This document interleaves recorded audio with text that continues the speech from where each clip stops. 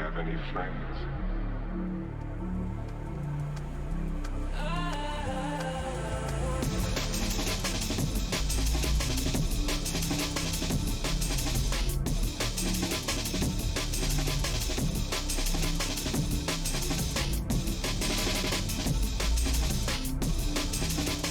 Do you have any friends? Knowledge.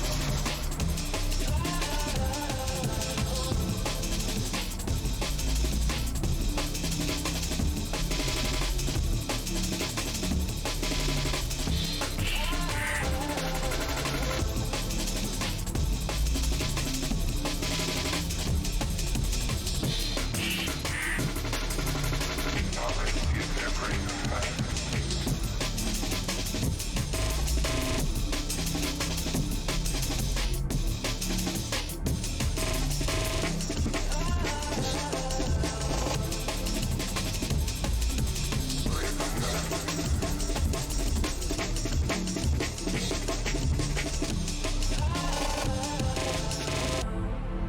It's a pity you didn't know when you started your game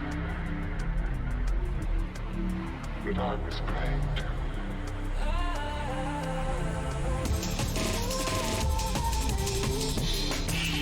There's no way out.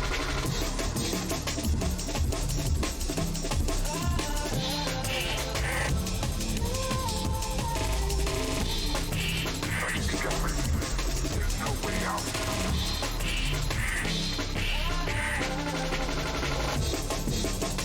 You didn't know.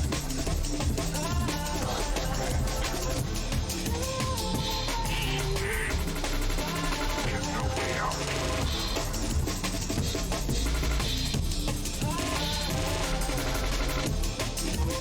Now let's see if they're bringing it back.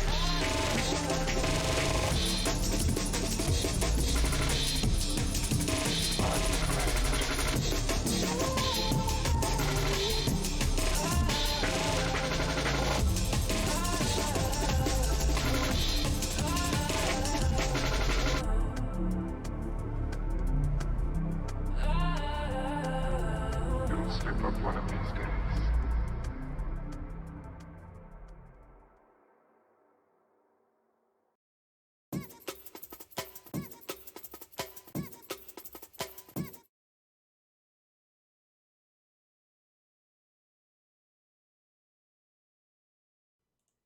Okay, now I'm not muted. You guys couldn't hear my little song about um, being muted. Um, uh, am I still muted? Oh, I forget there's a delay. I always expect you guys to like instantly get my changes, but let's see. Okay, awesome, fantastic. Um, uh, Actually, A1, are you hearing me in the Zoom or are you hearing me on the stream?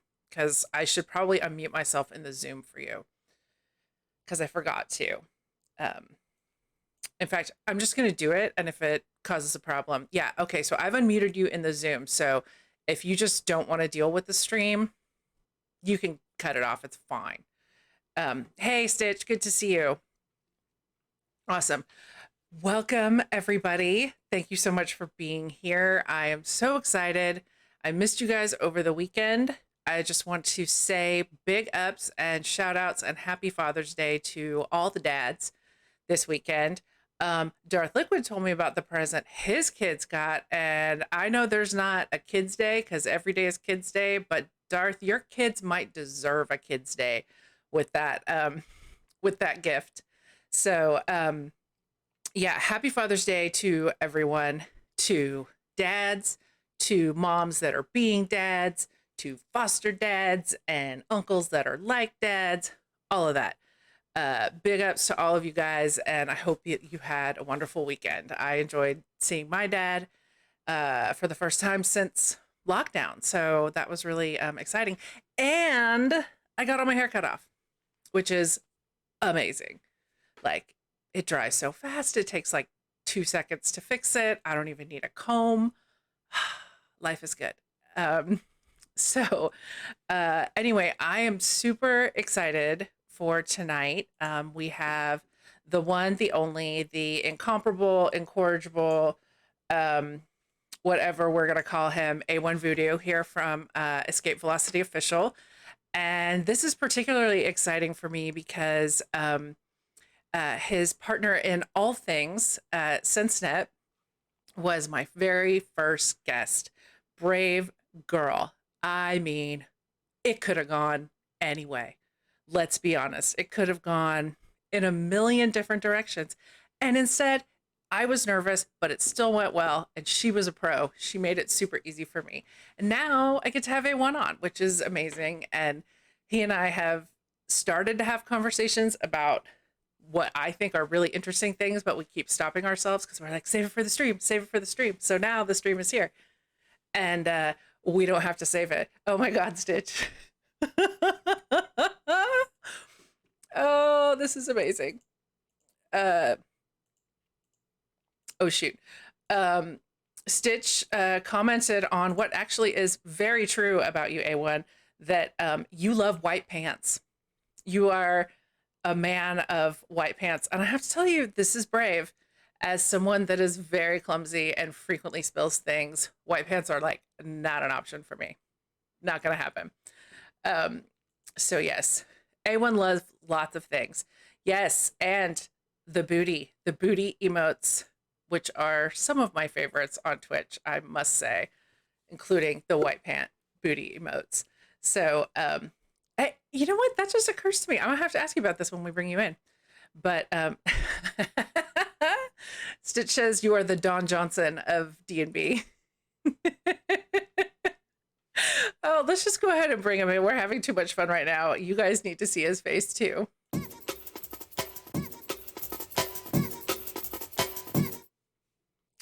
Okay, buddy, let's do a sound check with you.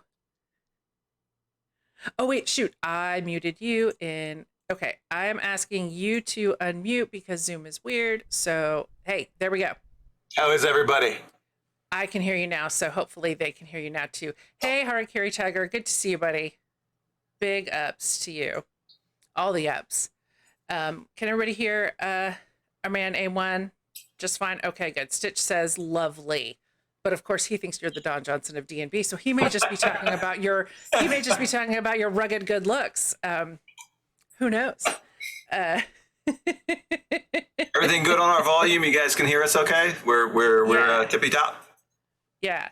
All right, word. You sound good to me. Stitch says we're good. Guys, are we equal on volume? Because if not, I will make an adjustment for that. Because I hate when I'm like listening to a podcast or something and there's two people talking, and if you hear the quiet one, the loud one is too loud, and you know. She's gonna crank hers up into the red line, because if you ain't redlining, you ain't headlining. Not on my watch, man. Not on my watch. In fact, whenever I get feedback on any tune that I make, the feedback is always like, why is it so quiet? I'm like, because I'm not done yet. I don't want to blow anything out. We'll make it loud at the end.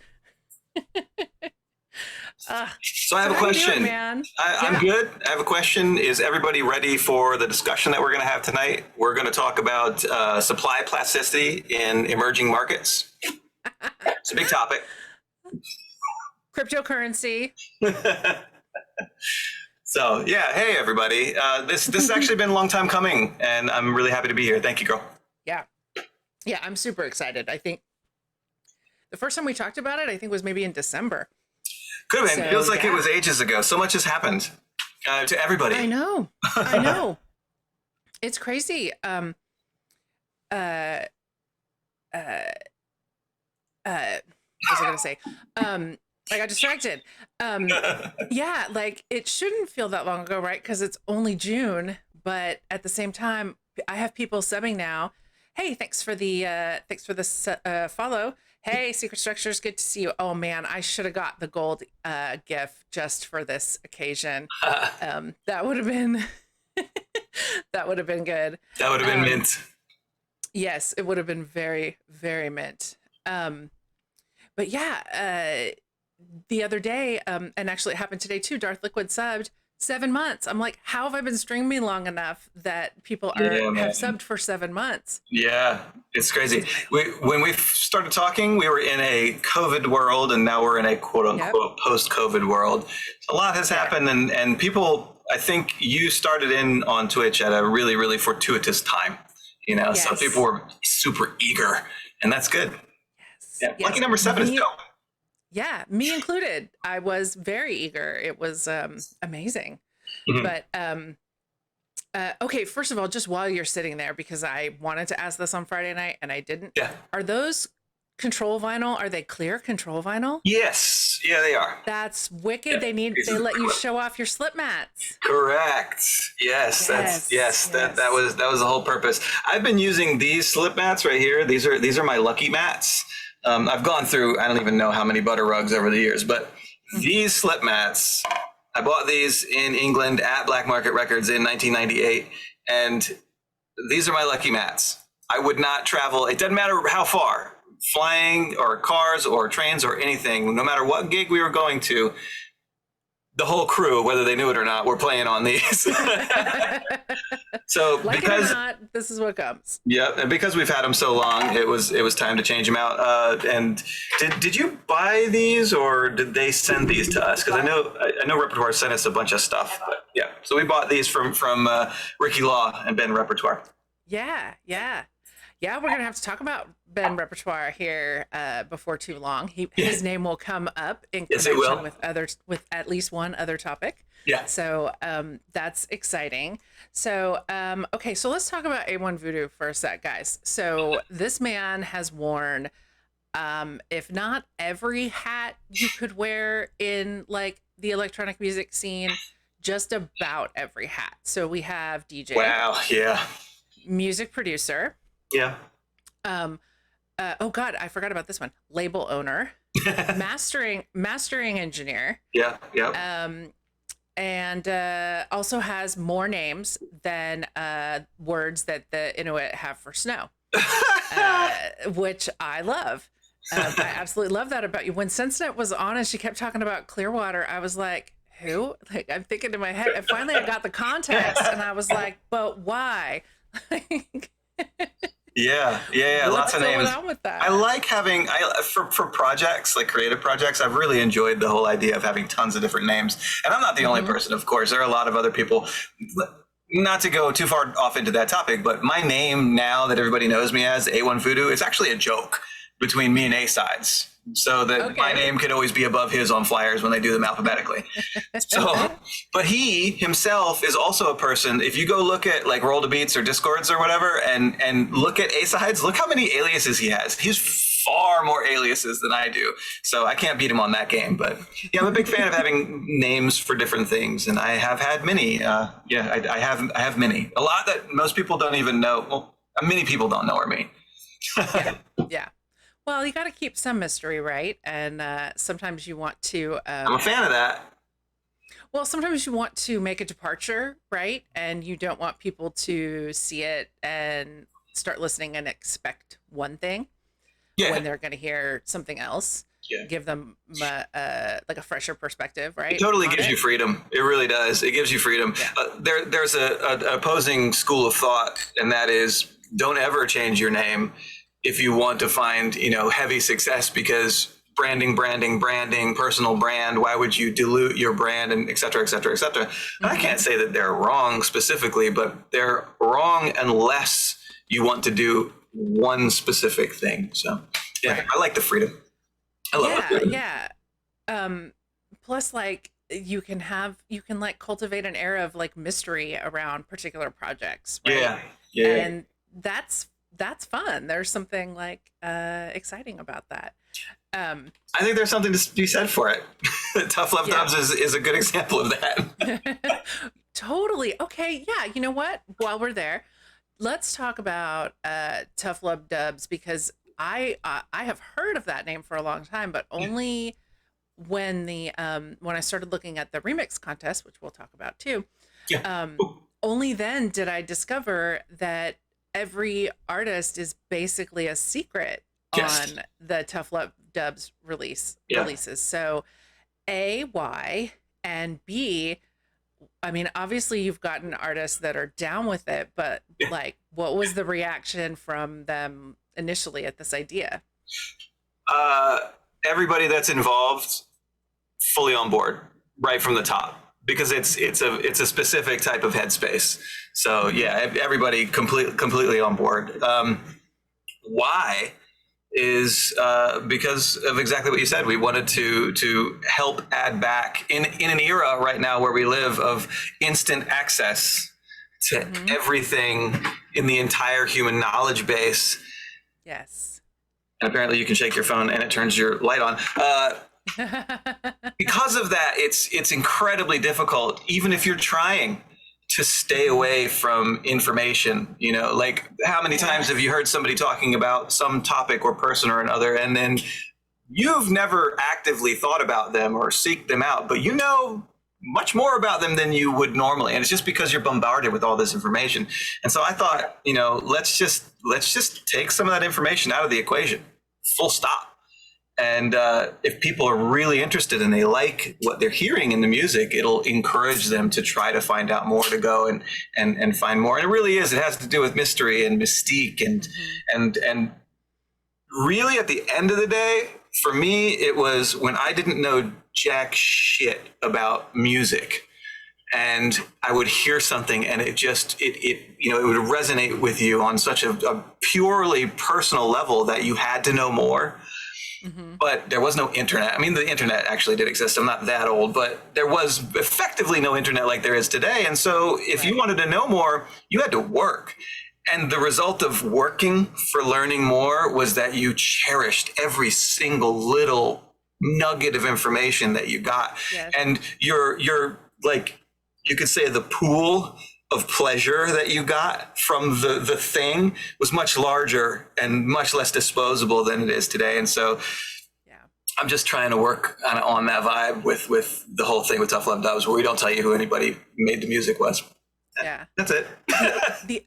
The other great thing too about that search though is that you learn other things along the way to where you're going, right? So who knows what other things you might discover. And not only that, you learn things that are important to you, not that are important to someone else or some marketing firm or something like that. That's the big difference. Yes. Yes. I'm into that. I am totally into that. So, okay. So let's just talk. Obviously, we have to get this out of the way. How did you find, I'm pretty sure from what I know about you, when you found it, it was probably not even jungle yet. So how did you find electronic music and like broken beats and all of that? Sure. That could be a really long story. So I promise everybody, I'll do my best to totally make this as quick as possible. I was born in Virginia and I moved to Florida as a 12-year-old boy. And when you turn into a teenager, I think male or female or other, you want to become yourself, right? And so for me, since I knew I liked music, but I didn't have any of my own, I started this really ravenous kind of like expansion of trying to learn about music. And at that period of time, there was basically this swell of a form of underground dance music called industrial that had come out of the mid to late 1980s. And I was super hot on groups like Skinny Puppy and Front 242 and Frontline Assembly and a little bit of the early Nine Inch Nails. And so I had been, without knowing it, being trained on electronic beats, right? So fast forward a couple of years, I'm really into that, and I graduate from high school and I move into the equivalent of a cardboard box with this band that were friends of mine. I wasn't in the band, and we're totally slumming it. I mean, this place is a fucking wreck. Proper wreck, right? Like straight up, and it was such a wreck that the girl who had just moved down from where was she out of? She was out of Connecticut. She spent a whole 12 days with me before she moved out and went home. This place was horrible, right? But it was deeply entrenched in music. And here's the twist. So I'm at this house. My buddies who are in a band go out, they play a gig. They come home smashed and laughing their asses off about this CD that someone had given them, right? And the CD was a American import of a bunch of British music of the time that was called the Speed Limit Sampler Series. And I think it was volume 2, actually. And on that CD was a song by Cloud9. It's called You Got Me Burning Up. And it was a remix. It was the Nookie and Ray Keith remix, right? So the breakdown in that tune, in the middle of that tune quite literally was life-changing for me. And so they all come home, they've got this CD, they're laughing about this silly, dumb techno music and dance music. And within an hour flat, all of them are completely passed out. And I proceed to immediately steal that CD and bring it off into my little corner of the cardboard box. And so that's the very, very condensed version of how this all happened. But I can actually contribute my trajectory in all of that I do in electronic music to that specific moment, that specific song, those people. And, God bless whoever gave them that CD. And God bless them being that amused that they, they didn't fling it out the window. They actually brought it home. Yeah, and made it home. Yeah. So that's the really condensed version. There's a little bit more to it, and there's quite a lot of history leading up to me becoming active in, the scene and doing all those things. But that's the short story. I love it. That's awesome. So you find it, and now what? Oh man, you have this CD. How do you figure out where to go to get more of it and hear more of it and all of that? So I was pretty lucky. So in my ravenous search for music when I first got to Florida, I did say I moved to Florida, right? I don't remember. You did. Okay. When I first got to Florida, there was a radio station called still is a radio station called 88.5 FM. It's WMNF out of Tampa, and I've since played on the station a lot of times, as has anyone who's been involved in the electronic music scene in the Bay Area of Florida throughout the 80s, 90s, 2000s, 2010s, and 2020s. There is a flip to this story. The main show, Electronic Music Show, actually just got shut down. But there was a DJ on there who was only 4 years older than myself. I didn't know that at the time. And he had played some music. A song in specific was the KLF's Last Train to Trans-Siberia. Remember that? I don't know if you know that or not. If anybody doesn't know that, go check it out. The KLF Last Train to Trans-Siberia. I think that's what it's called, Trans-Siberia. So I knew this person's name, and they mentioned they worked at a record store. So as soon as I found this thing, and I had just moved into Tampa from an outlying city, I started asking, and where is this record store at? So I went and found the record store. I found that person, and that person has been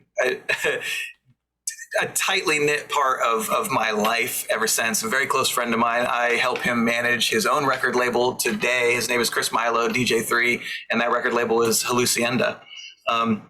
But he and I spent quite a number of years together under the Rabbit in the Moon and Hallucination banner and all that sort of stuff. But it's because of him and that record store that I was able to kind of have like a main line to global dance music and British dance music. And he was also, until we became friends, even after, he was also the type that would be like, I won't buy what you want me to buy unless you also buy this. And it wasn't just the record pusher thing. It was, he knew it was quality, and I know he knew it was quality. And some of the things that he would force me to buy are now some of my favorite things, still 30 years later. That's awesome. Yeah. That's awesome.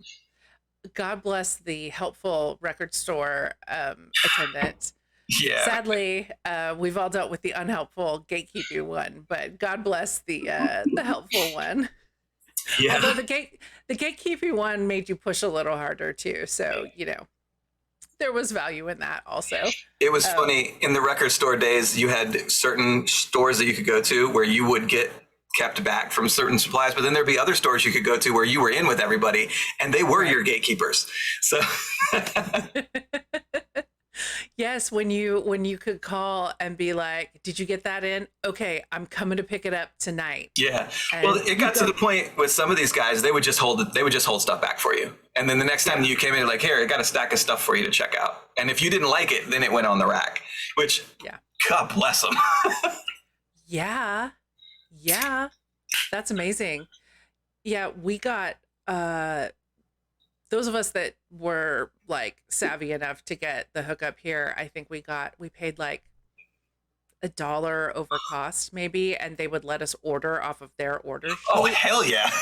Yeah, and I mean the catch was they made us buy they made us pay If for we everything. order it, you're buying it.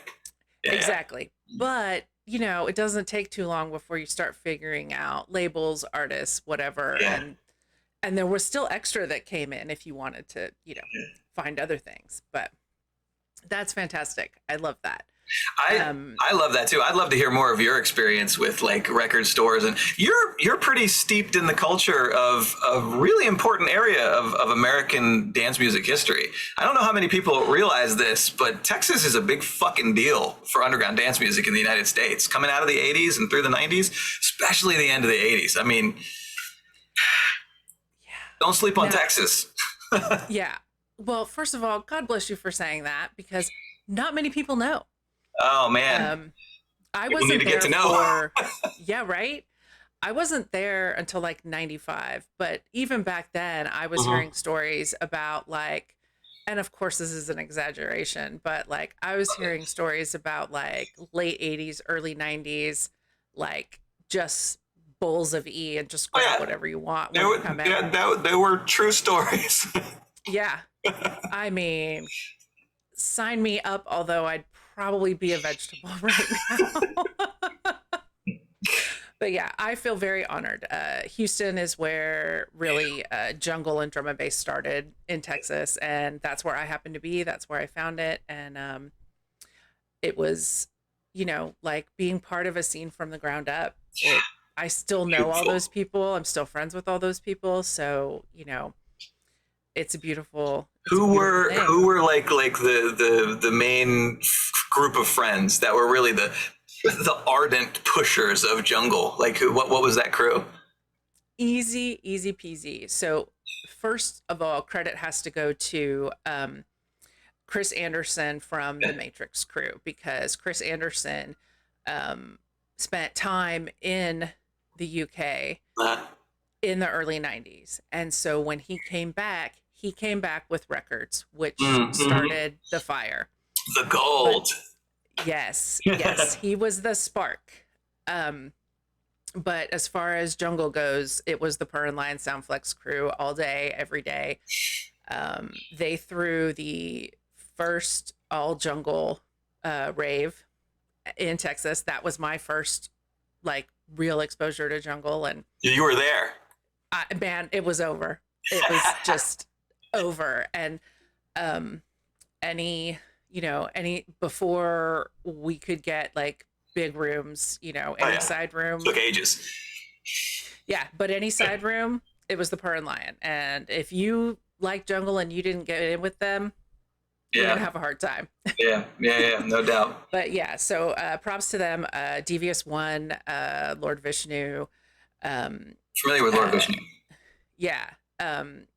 Those guys all just were amazing. Like in 95, they brought DJ Rap over with who was the MC? I can't remember the name of the MC. Was it 5-0? It might have been. Was his name Rodney? 5-0?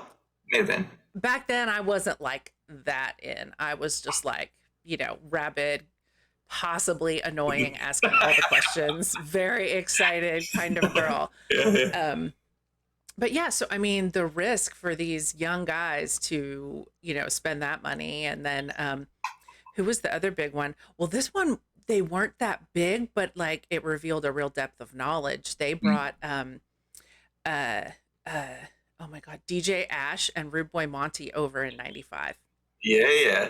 And that's awesome. Yeah. So they knew all about the pirate radio. How they heard about it and listened to it, I still don't know, but probably magazines. Honestly, probably magazines at that time. A lot of us were scouring to find the little order cards for magazines that you could get Atmosphere, Knowledge, Rise.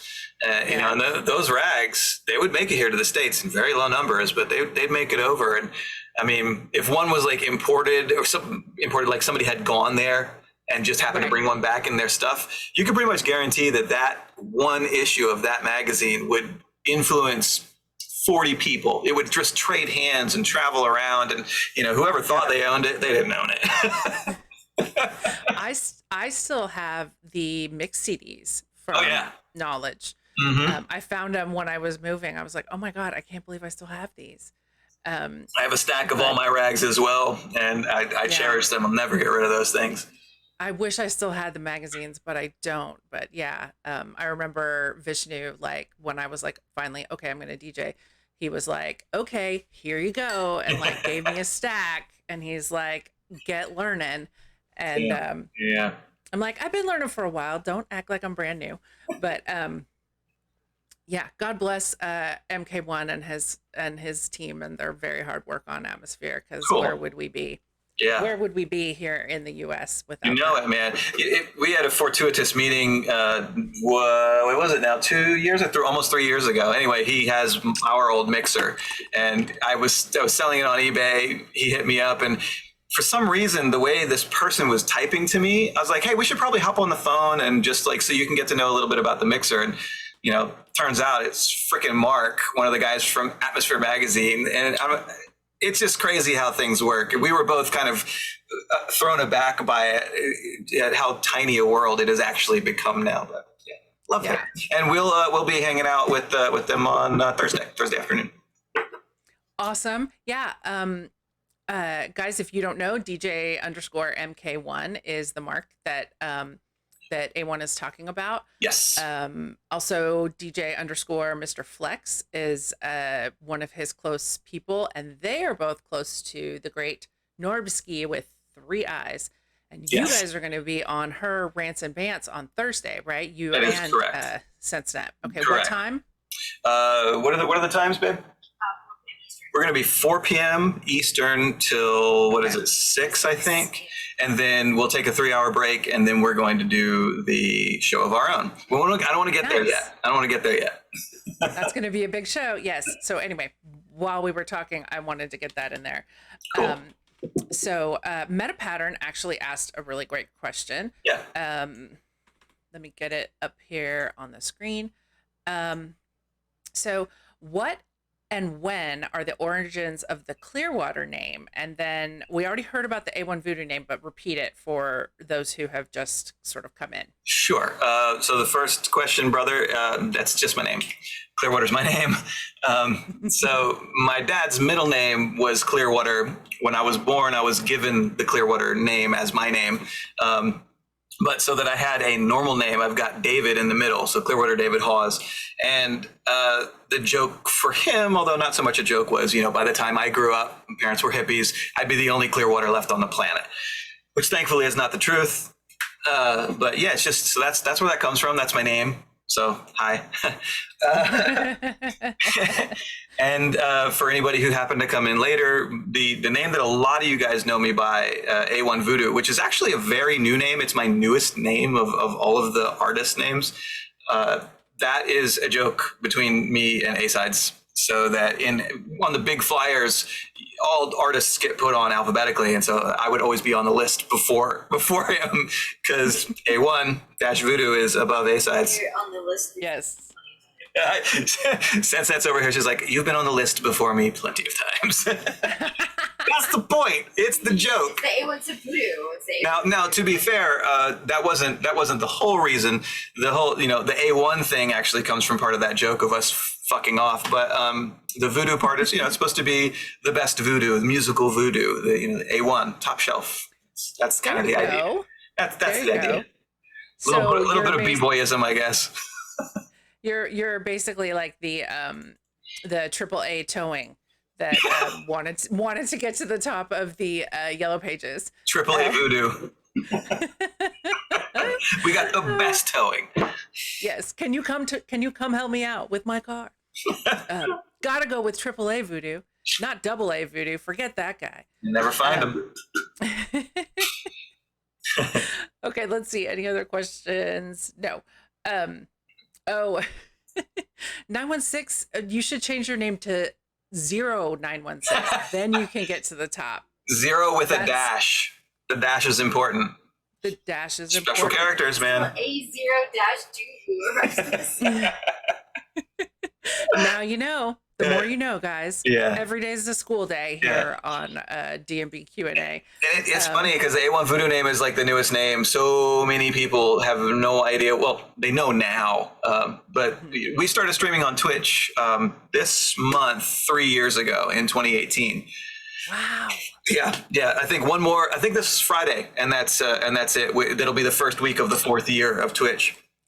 But when we moved from Florida and came to North Carolina 6 years ago, I want to say it's 6 years ago, I decided that I would use the A1 Voodoo name, which that joke between Jay and I, very old. I'd been ghost producing under the A1 Voodoo name for 10 years almost, and nobody knew that was me, and other people were getting able to use that name. It was the A1 Voodoo mix and everything, but I had been CLRH2O Clearwater for, like my whole life. That's how everybody knew me as a DJ. It's how they knew me as, one of the label owners of Evil Bass and Force Recordings and Stepping Forward and Tough Love Dubs and all that stuff. It was always CLRH2O.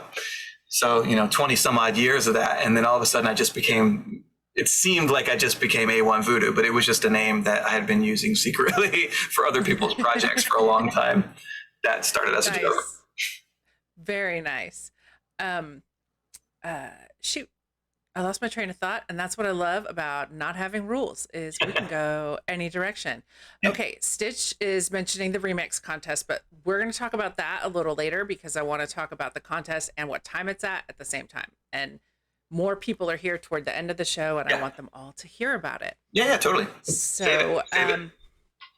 Okay, so talk to me about, talk to me about Escape Velocity. Okay. So I know why you're called Escape Velocity, but not everyone here might, or everyone who listens to the VOD later. That's really cool that you asked. Yeah, not many people actually know the true definition behind why we're called Escape Velocity, and it's actually not specifically related to music. It's very much more related to this tour bus, our relationship together, and what we're trying to do as humans, as people living in this world, and in specific to our experience living in a commercial westernized society. The short version of it, again, I try to keep all these things as brief as possible, is we came up with a plan to become debt free a number of years ago so that we could move past debt into looking toward land purchase and kind of trying to get away from day jobs, and there's a whole big headspace wrapped around in the idea of the escape velocity. And originally it was like, what's going to be our escape velocity so that we can depart from everything that was kind of the systems that we've been raised in and move on to that next step. So that's a lot about the genesis of the idea of escape velocity. And it still means the same thing. In fact, as we've gotten deeper and deeper into Twitch, and we've found a new and kind of energized friend base and fan base and support base here, it's helped us kind of feel like we're going the right direction because we're going to push deeper into that. We're going to make sure that SenseNet does not have to work a day job. We're going to make sure that me running the labels and scraping along doing the boutique record label thing and producer, I'm not constantly looking at where the next $100 is going to come from, so I don't get kicked out of my house by people who are sanctioned by the government to do so. Right. So from here, the next step is to get serious about finding land. How do we pay for the bus and the land and homestead, and also opening up the avenues of what we do artistically and quote professionally. We're going to have a Patreon. We're going to make sure that Twitch becomes larger. We're going to be working on all these things. The more and more that we're able to get the ability, the funds to do so, and we get away from all of that stuff. So that's really what Escape Velocity, the name, came from. Right. Yeah. And now, is the bus also called the Escape Velocity? It is, right? Yeah, we've pretty much named it the Escape Velocity. So EV 4044 was supposed to be our, the Escape Velocity, and then a lot of things like spaceships will have, like a number like the NC. So right. We had the EV4044 because when we really, really got serious about this idea, we thought that by the time we reached the ages of 40 and 44, everything would be well and on its way. So those are the official call sign letters of the escape velocity, the EV4044. Nice. Yeah, and you guys have you have this whole sort of, oh, by the way, nice reveal of your Star Trek nerdiness, and also that is the reveal of my Star Trek nerdiness. Yes. With the NC. Yes. So you guys have a lot of sort of spacey technology kind of aspects to your stream, your branding, your graphics, and all of that stuff. So is it just that you guys are like space related television nerds, or is there something else about that? I think, there's obvious elements of that, but I really do think it's more that, we're kind of techno hippies, techno nerds, and we like the idea that the human condition gives us the wherewithal to invent new things and make new gadgets and hopefully improve our existence, and hopefully done right, improve others' existence as well in the process. But yeah, space flight and nanotechnology and laser and, all the different things that you can use to kind of help us move to a new place. I won't go off into discussion of Kurzweil and the singularity or anything like that. But yeah, next show, next time you come on, we'll do that. Okay.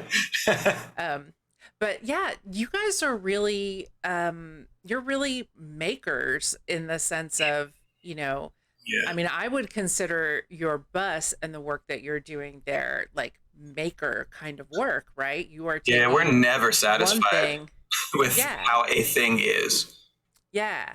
Well, you take one thing and you're completely converting it into sort of something else. Yeah. And I know Sensenet got a resin printer recently, right? And I know she's doing all this jewelry stuff and all of that. And then both of you make music, all of that stuff.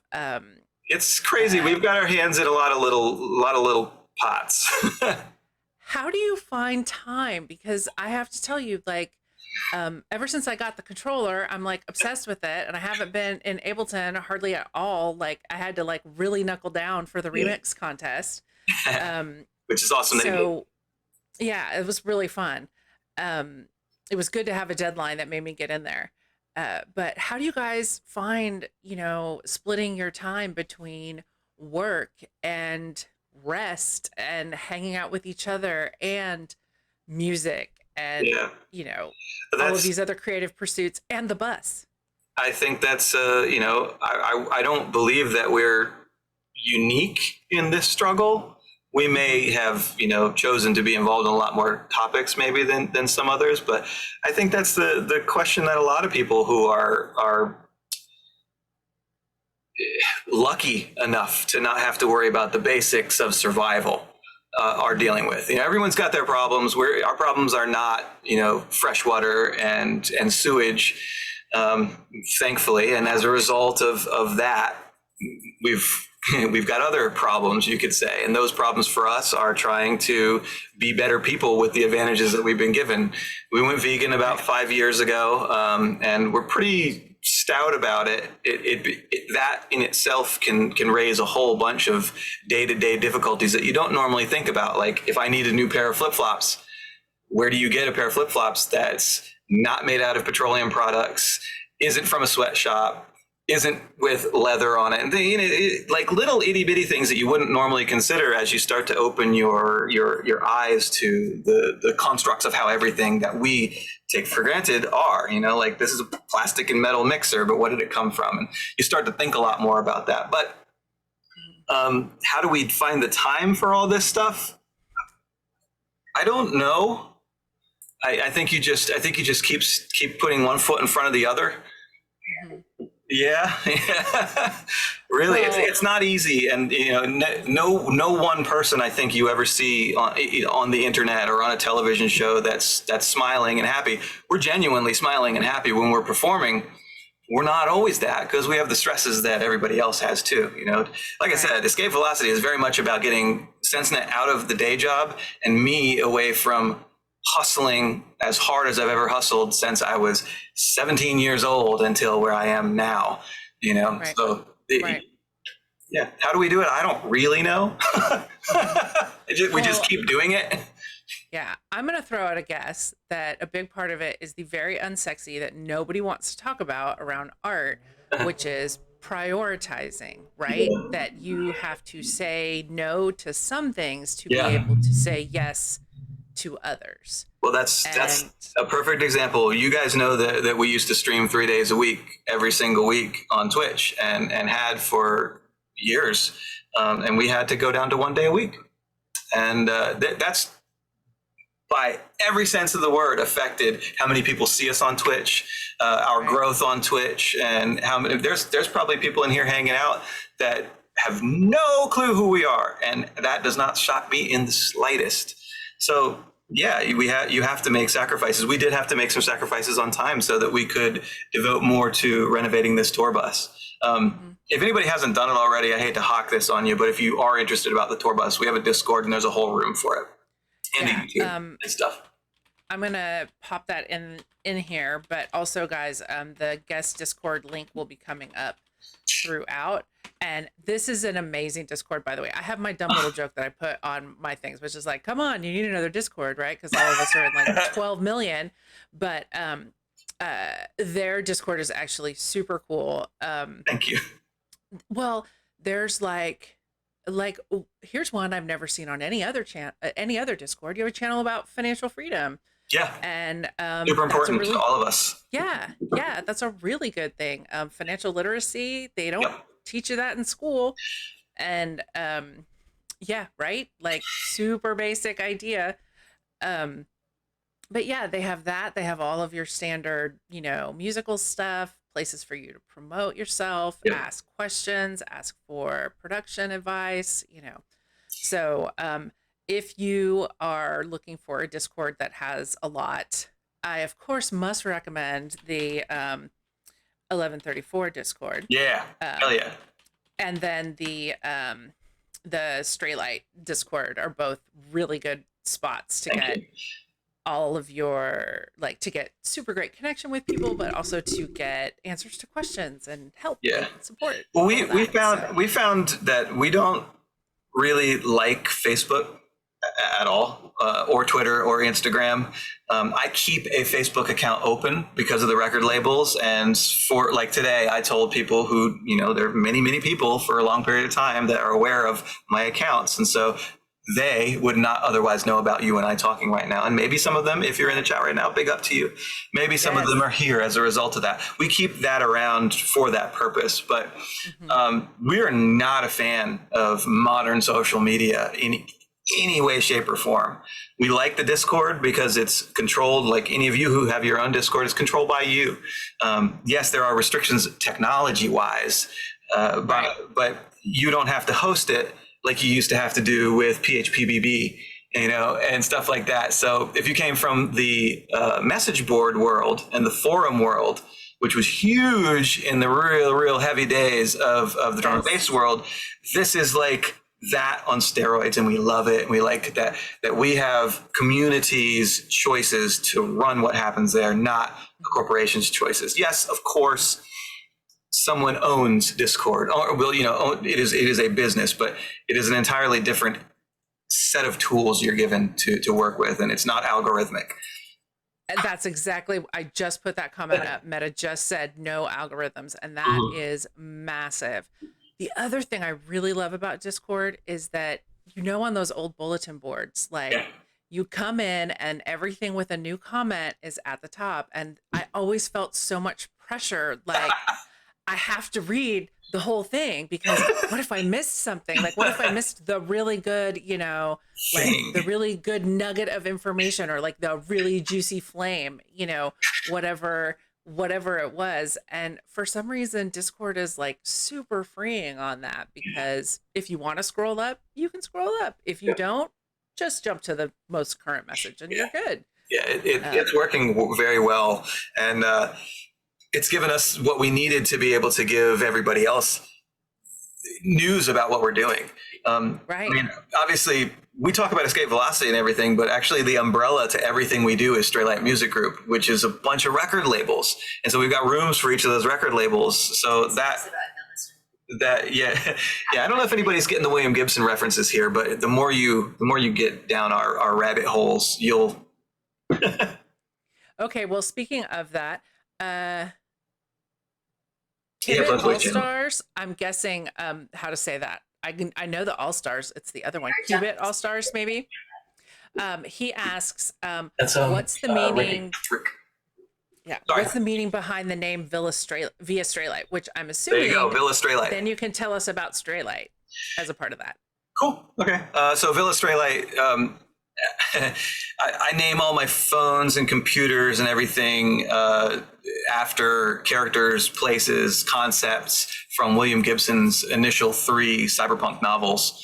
No, actually, I've done some from the Bridge series as well. But anyway, William Gibson is a novelist, a modern science fiction and cyberpunk novelist. He's the one who is credited with inventing the word cyberspace and the concepts of cyberspace and the Matrix. They all come from him and his cadre of friends at the time. So there are these series of books, and in the first book, there is a space station that has a villa on it, and the space station is called Straylight, and so you've got Villa Straylight, and it's part of the Tessier Corporation. And anyway, if you like William Gibson stuff, you're probably like, oh yay! And if you don't know William Gibson stuff and you like science fiction and specifically cyberpunk science fiction, consider yourself informed, because this shit's gonna blow your mind. Yeah. I'm sitting here like, mental note. Oh yeah. I know who William Gibson is, but I've never read anything. So mental note. So worth it. And so Straylight Music Group, we've adopted these names. And Straylight Music Group is the all-enveloping project, the parent company, you could say, of all of my record labels, my graphic design company, and what I do as an audio engineer, which is Straylight Mastering. Because like anybody, I think, who's a creative, you've got so many ideas and you have access to the internet to make websites. You go, I'm going to make a website, forcerecordings.com, steppingforward.com, toughlovedubs.com. We're going to make StraylightMastering.com, clearwaterstudios.com, this.com, that.com, this.com, and you end up with 17 different entities. And whenever you want to update one single thing that has to do with anything else, it's this massive project. And so after 20 or so years of that, I got smart and I put everything in one place, which is StraylightMusicGroup.com. Well, and the expense to register all of those domains, and this is the best part, is trying to keep up with when each domain expires. So you have to go back and renew it, or you might lose it. I just started paying early and making them all on the same day. Smart, very smart. Okay, so we've talked about Straylight and where the name came from. Yeah. One of the things that has really intrigued me about you, and one of the questions I really wanted to ask you is, coming back into really following drum and bass in 2000 or in 2020 after leaving in 2000. Obviously, what's the biggest thing that's punching me in the face is that vinyl's not dead, but man, has digital completely taken over. Yeah. Now, when you started running record labels, vinyl was king. There wasn't any other option. So I'm really curious if you can tell us a little bit about the differences really between, being a label boss and like what your considerations were and all of that in the 90s versus in 2020. Sure. And 2021. It's totally different. And I can also preface this by saying, for anybody who's interested in, quote unquote record label stuff, you can do it. If you're interested in running your own label, you can absolutely do it. But be aware that the reason the majors are called the majors is because of the infrastructure and the amount of individuals who are actually employed by that corporation. When we talk about what I do and my record labels, like Force Recordings, and everybody hears me say this, I'm blue in the face about it, and I can't wait till I don't say it anymore. But Force Recordings is America's oldest, longest, continuously operating drum and bass record label, and that's great. Like, I'm super excited about it. But what you have to remember about everything that I do as a label boss is this is boutique. All of these labels are boutique. And when I tell you you can run your own label, you can. But you have to realize that by and large, almost every person who gets into the label game is going to be running a boutique record label. It's highly unlikely that, especially if you involve yourself in an underground dance music form that does not have major penetration into a very, very big social world, say you're making country music or something like that, whatever is pop these days, which I guess is mostly dance music in its own way. But unless you're going that trajectory, it's highly unlikely that you'll end up hiring on 5 people the first year and then 85 people the second year and buying an office space and getting a graphic design department. More likely than not, you'll be doing what I have been doing for the love of it, making enough money to have a life, sometimes worrying about money, but always having control of every single aspect. You'll likely do most of the graphic design yourself. You'll likely do all of the audio engineering yourself until maybe one day, 25 years later, you're now the person that other people go to for audio engineering and music mastering. And so the labels, like what's different about them for me, I have to admit, there's a corollary between what I do with my boutique labels and how different it is for the majors. But there are big differences too. And so how is it different? So 1997, I started my first record label with Frank Mendez in Fort Lauderdale, Florida. It was called Evil Bass. And we only put out 4 pieces of vinyl, I think, and that's kind of like the whole history of that record label. He's gone on to do amazing things. He has a Mombaton label called El Cucu that does really, really, really good. Yeah, so if you're a Mombaton fan, go check Frank's label out. He's also the person who used to throw the VIRAM parties in Miami every single year at the at Winter Music Conference. A ton of people would go to the VIRAM shows, big drum and bass shows in Miami every year. And we started our first record label when you could only do vinyl. But in 1997, coming into 1998, what new digital audio thing was created? MP3. Know it. And it was a bombshell, right? It was just, it shook everything up. And so right from the day that I got started in my label experience, then like right there on your periphery was what was going to be next. So I feel like I had a much easier time transitioning and kind of moving into that than some of my mates did. So, oh man, I'm going to talk forever right now. Are you sure you want to hear all this? We have an hour. We have an hour left. Okay. Like, this is fine. That's what we're here for. If we don't cover everything, we didn't need to cover it. It's fine. Okay. So, I want to do a couple shout outs, and it's important that I do this because it relates to why running a record label, a boutique record label, is different now than it was in 1997, 96, 95, whatever.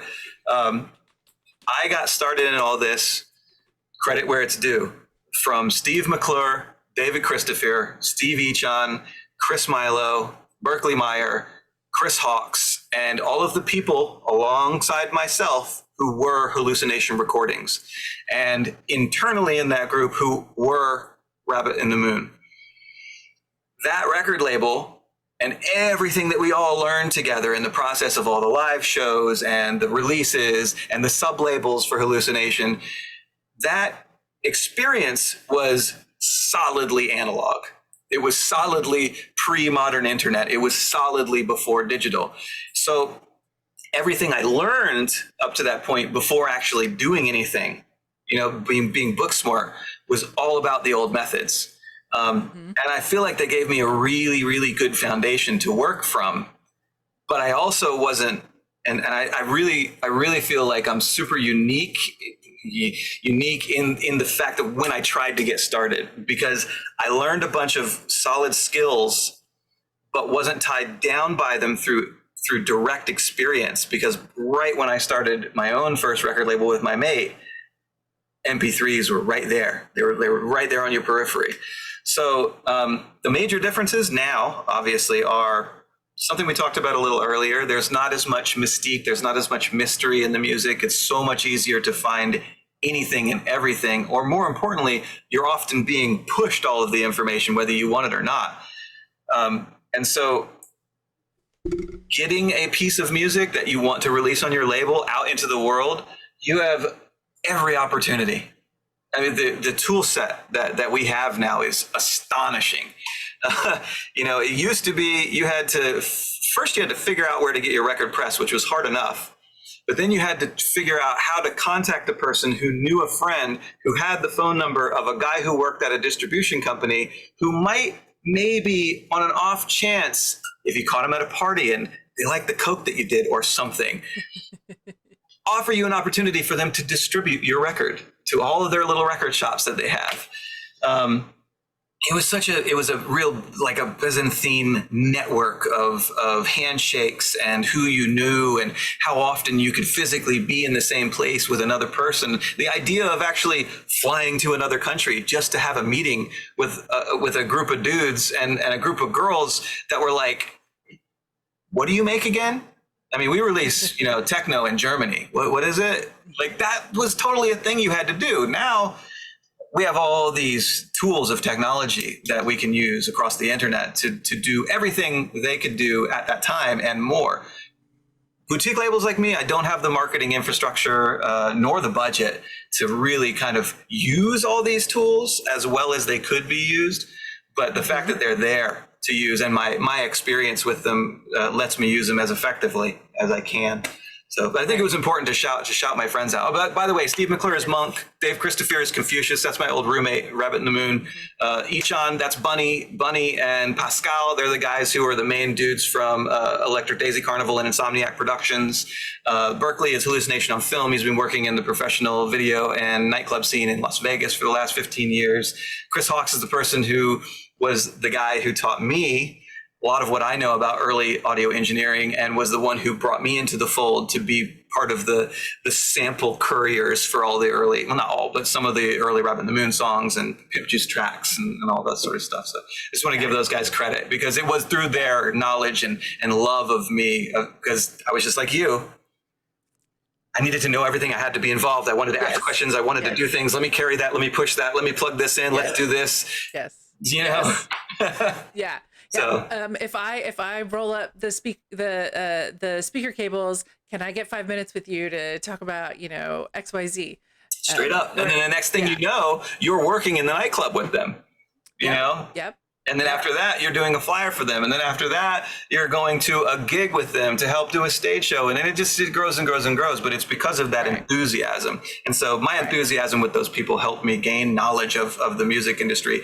For boutique labels, that helped me move to now. So the major difference is you have so many more tools to do what you're going to do.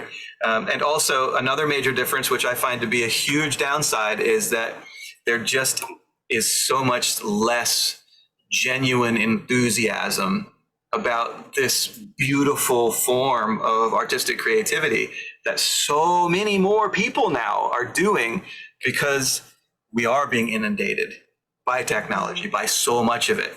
And that's why the idea of Tough Love Dubs is to, release these dub plates. Don't tell people who made the music. Only make 10 copies of the plate, maybe a little bit more from time to time. And, if we're putting our heart and soul into that music and it gets out there and it turns into something that really affects somebody, they're going to have to work to find more, and they're going to appreciate it more. Whether they know it or not, they will.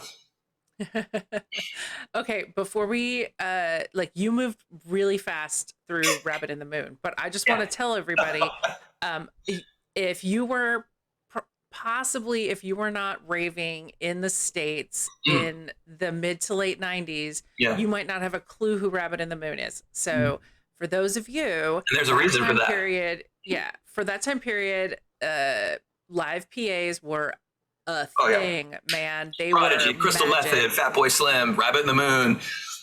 Yep. And Rabbit in the Moon put on an amazing show. Like you could go see, Josh Wink or whoever do a PA, but Rabbit in the Moon they were doing a show. Yeah, I well, mean, we had was movements. massive. Yeah, you had movements, and it was very much about a performance. And credit where this is due as well. So Rabbit in the Moon itself started out with just Monk and Dave Christopher, but very, very quickly after their combination, Steve Echon, Bunny, who's the guy from Insomniac that you guys see with the white dreads in all the Insomniac, that's Bunny, an old mate of mine. When he got involved, he had a band called Gog with the guy who taught me everything I know about Nuendo, actually, so that's audio music mastering stuff. So Gog was Bunny and his mate, who's now one of the engineers with David Ogilvy or Kevin Key from Skinny Puppy. And they were big on presentation on stage, like doing presentation and stage performance and costuming and all that stuff that was their shtick. Their band was called Gog, if you ever want to look it up, Gog.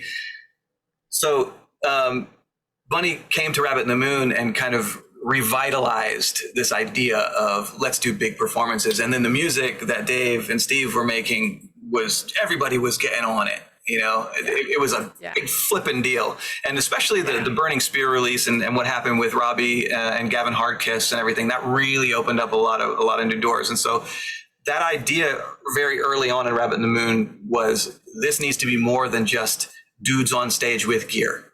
It needs to be a story. It needs to be a production. There needs to be movements of stage setup and changes and all sorts of stuff. And so it was a lot. Yeah, it was a thing. And it's both like cool and sad that back then you couldn't just really easily film these things for posterity. So a lot of high-end tapes. Yeah, in a way you kind of had to be there. And so obviously if you were there, that was cool. And there's a mystique is not the right word, but there's a value to that because it is rare. But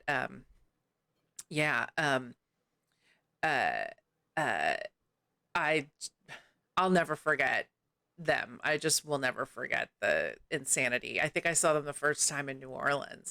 Yeah, that would have been for a Disco Donnie show. It would have been one of the Zulus. Yeah. It was probably a Zulu party. Yeah. Big up Disco Donnie, man. What would we have done without him in the State Palace?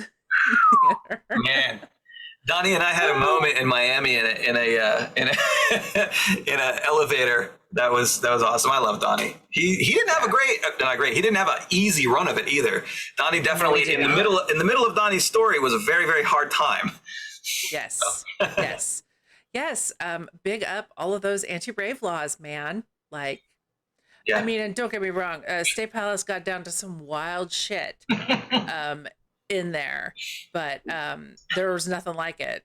Definitely nothing like it. But okay, so I have to ask you this question because I've thought about this. You kind of mentioned how some of the mystique is, gone, right, in nowadays versus like these vinyl days. But one thing I've seen and experienced personally is making music is so much more accessible now. Oh, yeah. All of that gear that all those PAs schlepped out to their gigs was a necessity. Like you had to have it, and that gear was expensive. You had to have a lot of learning about how to do it and how to use it. And now I can do all of that. I was doing all of that on the Potato laptop, and it had everything I needed. Now I couldn't really do MIDI on it because the Potato was like not having that. But the accessibility is huge. World's better now. Yeah, and so I guess this is like a two-pronged question. So obviously more music is being made because it is so accessible, which is so an amazing thing. Mm-hmm. It's an amazing thing, but I want you to talk to me about, is there a flip side to that? And then sure, of course. Well, talk about that first, because then I'll ask my other question after that. Yeah, definitely. There is a flip side to it. Let's talk about the good stuff first, at least as I see it. The good stuff is you don't have to go broke buying a bunch of gear and spending a decade learning it to become capable enough to make your music sound at least close to what you might be hearing released in the world. Now you can do it for a relatively low cost with a relatively small amount of equipment. And by and large, through tools like YouTube, you're able to gain knowledge much more quickly than you used to be able to, both in the equipment that you use and the processes of engineering and music making and all that sort of stuff. So it's cheaper, it's faster, it's more accessible, and all of those things are, by all accounts, I believe, a good thing. But more accounts are the process of learning your trade more slowly and having more barriers to entry typically meant that you had to spend time around other people who were doing things similar to what you were doing that you wanted to do as well. And that process of interleaving yourself with them and their lives and their experiences would almost always lead you to having a deeper knowledge base about that thing you were trying to do. And so just by merit of kind of like going through the process, by the time that you were able to get to the point to have the money or have the availability to access a studio to make music, more often than not only did you find that it was a precious amount of time you had to work with, but you had this kind of like built up skill set almost to really kind of go off and do something a lot of times pretty amazing right from the start. Whereas I think the downside, the corollary to having access to everything so quickly and easily is you might not spend a lot of time around other people. Your only influences could be maybe those people who are teaching you through tutorials about how to use this VST. And other than the fact that you're listening to music, that you like how it sounds, you might not have an actual direct relationship with the people who are making that music. Why did they choose to make those sounds? What is the reason behind this form of music? And how does your soul intertwine with why you're making that music? And so when you start making tunes, this is what I've seen, there's more bad tunes earlier on now than there used to be. Because the barrier to entry is quicker, easier, and you really haven't had enough time to kind of almost like through osmosis. You know, yes. You know, like to have all these things put into you to bring them out. There's another show here on Twitch with the boys, Rodi and Patine and Armani and them, right? They had Blame on recently, and Blame mentioned "Music Takes You," which is his very first song that he'd ever made. It's one of the great, classics of the dance music scene. But guess what happened? He had to go through that process of having his samples, knowing the right people, only having 4 hours to work in a studio, only having access to that studio for this one project, and the result was stupendous. Not to say that that's how it always goes, but I think that. So talking about your first point, that's my interpretation of it. Yeah. That osmosis thing is such a big deal because there was so much you had to learn before you could make your first tune. Like you literally just could not make it. Yeah. That all of this peripheral stuff you also picked up. Like what is a filter? Why is it that I always hear people use delay on songs? And you had like all of these built-in skills before you even got started. That it was crazy. Well, how should a tune be structured? Like what's a bar and why is it multiples of 4? And so many of us get involved in this then and now too. By and large, we don't know shit about classical music structure or none of that stuff. Now, as long as you're able to understand tone and hear pitch and have a good idea, I genuinely believe you can make good music. You don't have to have all that other stuff. It's super useful. It's super useful, but a lot of us, we don't have any of that skill. We just we're working on instinct and pitch. yeah I'm always like living in terror of like what if these notes aren't sounding right together, and then I'm like, you've been listening to this for 25 years, like you might hear it if it was really bad, and someone might be nice if it's only kind of bad. Yeah. Um, And we hope for that. We hope for that. People were ruthless to me when I got started, and rightfully so, because they cared enough about me being a part of our collective story that they wanted, they loved me, and they wanted Right. what I did to be as good as it could be.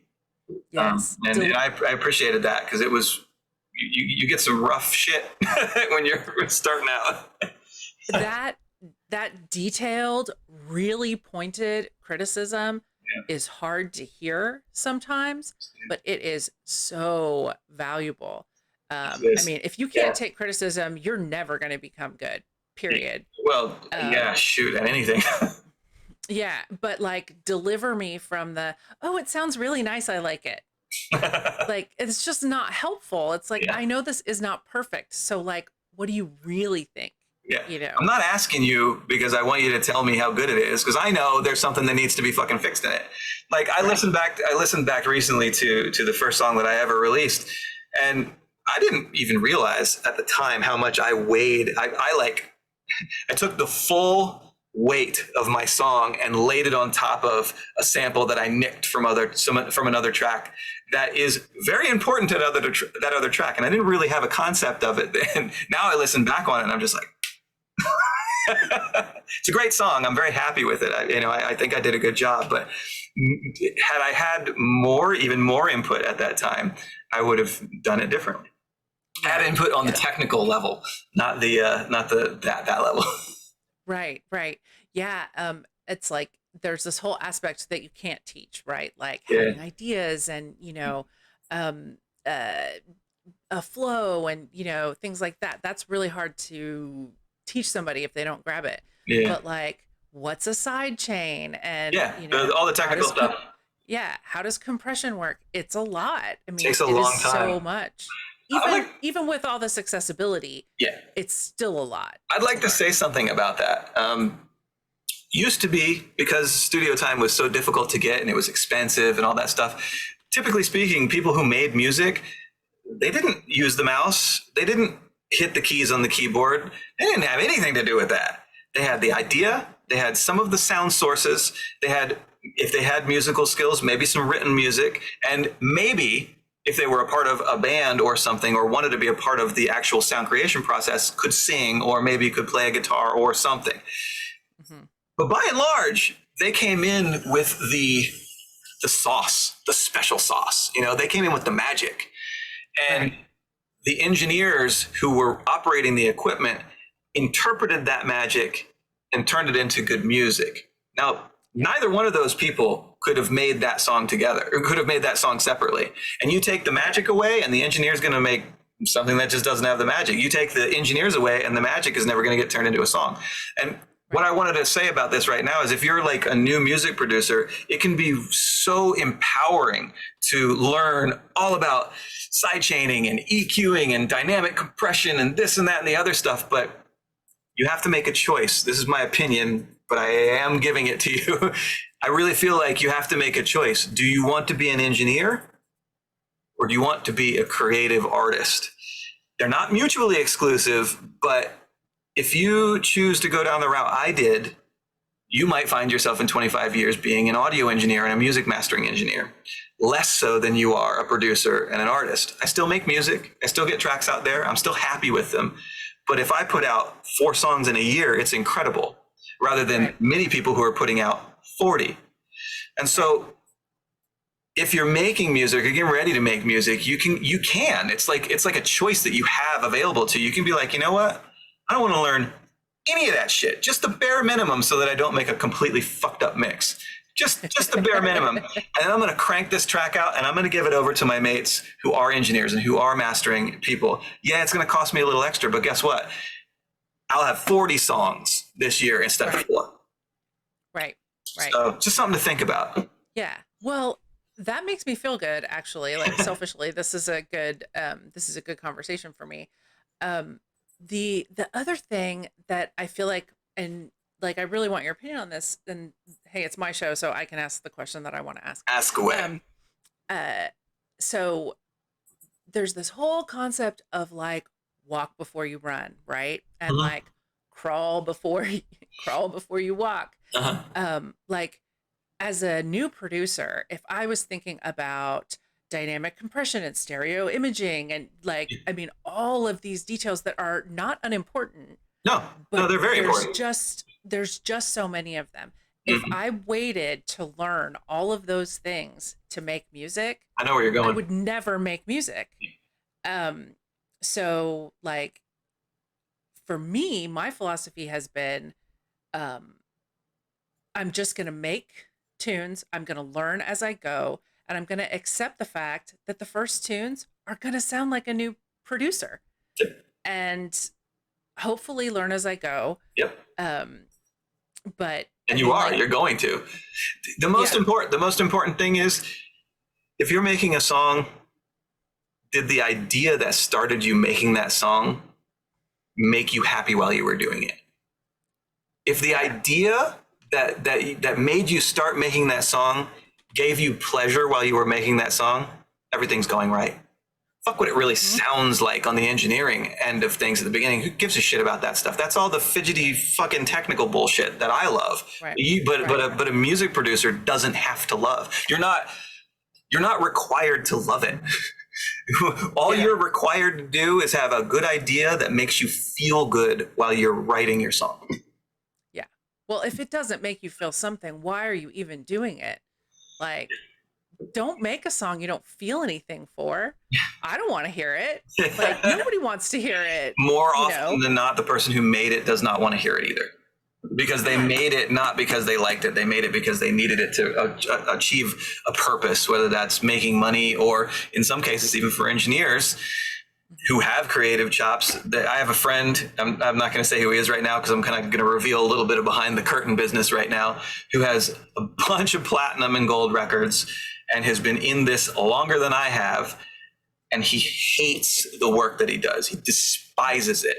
And it's why he has aliases in underground dance music to do what he does. He's phenomenal at this, but he can't stand it. But the problem is underground dance music for him does not pay the bills. Right. And this does. And so it's a different process. And the reasons behind making that music, I do put that music in quotes, are entirely different. You know, it's there to pay people. That's his day job. Yeah. You know, like that's the job he does so he can do the job that doesn't pay. Yes. Yeah, totally. Do the work that doesn't pay. Yeah. That's amazing. Shoot. Oh yeah. Let's talk about some of the great music engineers. I love that you brought this up, right? Because there are, I don't know if everybody knows, like, and you probably know about more of them than I do. So like, I know that Optical, for example, he was Groovewriter's engineer, right? Yep. And so like, I love this idea, right? That, you know, Optical's just this guy and like, he's pushing the buttons for Groovewriter and then he's Optical. You know? He was always Optical. You just didn't know it. Right. Okay, Rob Piper, that's another one. What is Groovewriter's? Groovewriter had a wicked full-length LP come out, like '99 maybe. What was it called? Something of the Funk, Secret of the Funk? Something of Sound. Maybe? Was it the Secret of the Funk? Oh, you're thinking of a different one than I am. Yeah. Speed of Sound. That would have been Andy C and all the boys from Ram Records. That's it. Mysteries of Funk. Mysteries of the Funk. That's right. So there you go. Anybody who knows their Optical, listen to that. Listen to more stuff, and you'll see where Groovewriter's input is because it's all over it, and you'll see where the production is too. Goldie has been working with Hidden Agenda. You know, I mean, Hidden Agenda is Goldie's, or rather, Goldie is Hidden Agenda's music. However you want to look at it. Yeah, these stories have been constant throughout every genre of music, not just drum and bass and jungle. DJ Rap, all of her first music was produced by Ron. DJ Ron, you know, it goes on and on and on. And it's exactly what I was saying. The engineer on their own would never have made that song. The artist on their own would never have made that song. It was that cohesion between them that created that magic that became the sound that we know now. And no, go ahead. I just think I think it's disingenuous to believe that you have to do everything in order for it to be magic. No, hell no. What you have to do is work with the people who believe in what is happening in the moment that you're doing it too. Right. You know, you don't have to do it alone. There's a lot of us out here who love it. We're all friends. You don't have to do it alone. And not only that, it's disingenuous to say that if you didn't do it all yourself, there's no value to that. Yes. Throw that away. Yes. That is so important. Like, just because somebody helps you with like some samples or teaches you about, gives you direction on secret structures. Someone might give you some direction on how to make your bass line more impactful. Thanks, dude. But that was still my tune, right? Like he gave me like really good, specific kind of advice. I think we tend to look at it like ghostwriting and like they were too lazy to make the tune. But that's and the difference. Their That's name the on difference. it. Ghostwriting is a totally different thing. Ghostwriting is very chintzy. You know, somebody who is being brought up and created as a cult of personality that is going to be Milli Vanilli-ing it. They have no skills, no ideas, nor did they contribute any of the skills or ideas to the product that is now associated with their name. That's the true ghostwriting thing, and it's super scammy, and I can't stand behind it in the slightest. I understand why ghostwriters will do it because they have bills to pay too, but those ghostwriters almost always are never going to tell you because they don't really like the above ground picture of it either. Yeah, but yeah, like ghostwriting, pure ghostwriting, like if you're some super famous fucking pie throwing DJ, not a good example because it's not actually true, but but you literally didn't do anything. Well, come on. Right. Right. I just learned actually, like speaking on this topic, I don't think it was today. I think it was yesterday's El Hornet stream. He was talking about that a lot of these, like, he's amazing. He just made partner. Good for him. Yeah. If you guys aren't watching his stream in America, it's on like super early in the morning, which means you can start your workday with it. And the music is amazing. It's super varied and his stories are fucking gold. Yeah.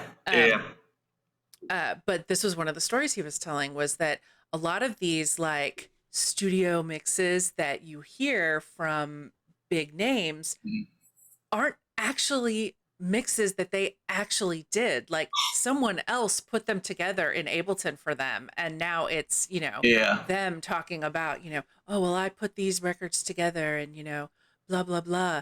There's something to be said for selection. There's something to be said for selection, but on a DJ level, it's not that difficult to operate a set of decks. Yeah. Now any DJ can throw a bunch of tunes together and it can sound like shit because there's no flow, there's no musicality to it. A good selector is required. And we've found this to be true so many times over the years. A only partially competent DJ who is a fucking phenomenal selector will crush a technically competent DJ who's playing a bunch of who the fuck cares what even is coming out of these speakers. Yeah. So But if you're both of those things, well, then you're fucking solid gold. Yeah. So there very much is something to be said for selection, of course. Like if somebody said, oh, these are the songs that need to be in my mix, and then it was recorded in Ableton, and now they've got their name on it. It's tenuous, but I'll give them the selection part. Right, but then there's but isn't the that magic difficult. And there's the magic of which tunes go in what order. Mm-hmm. And which parts of the tunes go on top of each other and which parts don't get played, and all of that. That part of DJing actually informed a lot of what I do in production. But go on. Well, I feel like it goes the other way too. Like it does. Picking up DJing again after spending more time 100% producing. I'm definitely a better DJ for that.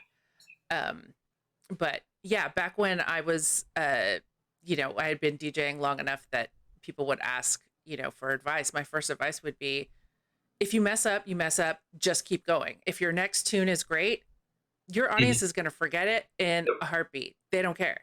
Just go. And I was like, I would rather hear good records mixed. Like if I had two choices, and it was good records mixed poorly and bad records mixed well, give me the good records every time. Oh, every time.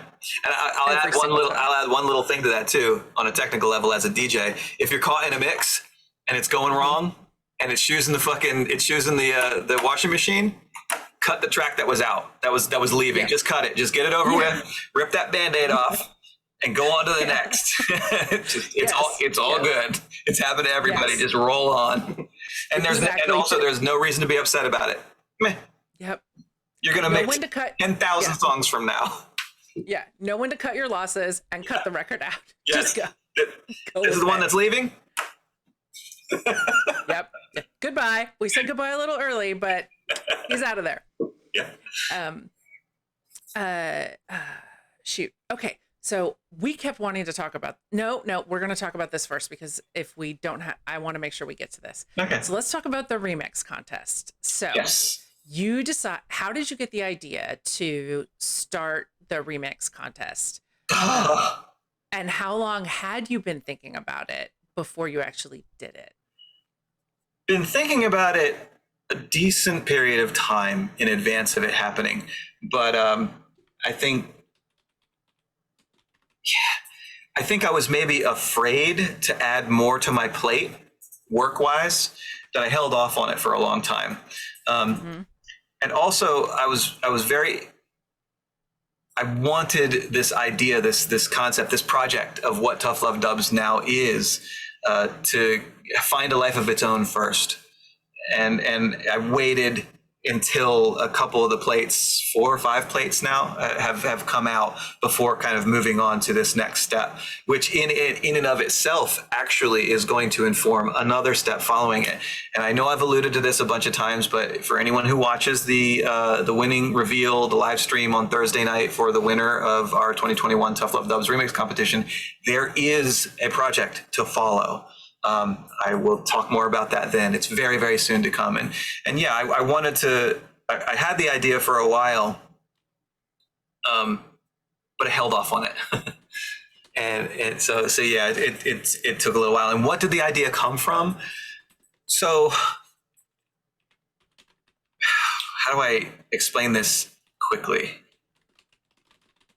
What was the first time, and people in the chat too, what was the first time you ever saw the name Origin Unknown as it relates to jungle and drum and bass? What was the first time? And when you saw the name as the artist's name, did you have a concept of the fact that maybe they actually just didn't know who the fuck made the song and not that it was actually Andy C? How many of you had that experience? I'll start there. And hold on, while people answer that, let me get a drink. Yeah, get a drink. Confucius, yeah, let's get on the Discord and let's get on the Stray Light Discord or on the 1134 Discord. Let's talk about that. His wife is shoot, DM me on Discord. I haven't DJed in a long time, but I got ideas, so I do have some experience at it. I'd love to talk to you.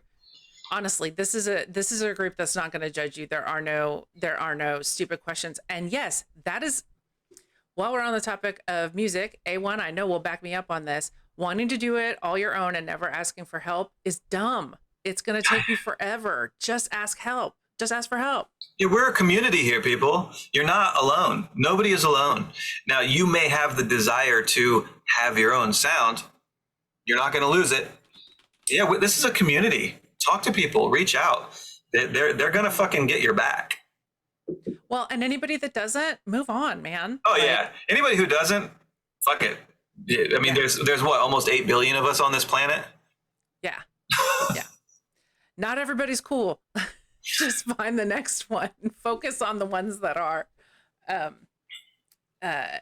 Yes, and gooey French toast, that take the criticism well. So Origin Unknown, how many people? Yeah. What was their experience? Did anybody say anything about it? I don't think anybody did. Okay. I'm trying to remember because I can't. Okay. I can't for myself. This is, now that I've actually thought about it, a lot of what I do, I don't think all that much about it. I just give, am I capable of this? Will I lose a leg? okay, let's do it. You know, so, but if I actually consider what my subconscious was trying to think about why I did a thing or why I chose to get into a new project, there is typically a reason. And that's why I mentioned Origin Unknown. Early on in my experience in this music, which is largely my musical experience of life. I mean, I've been involved in this for 30 years now.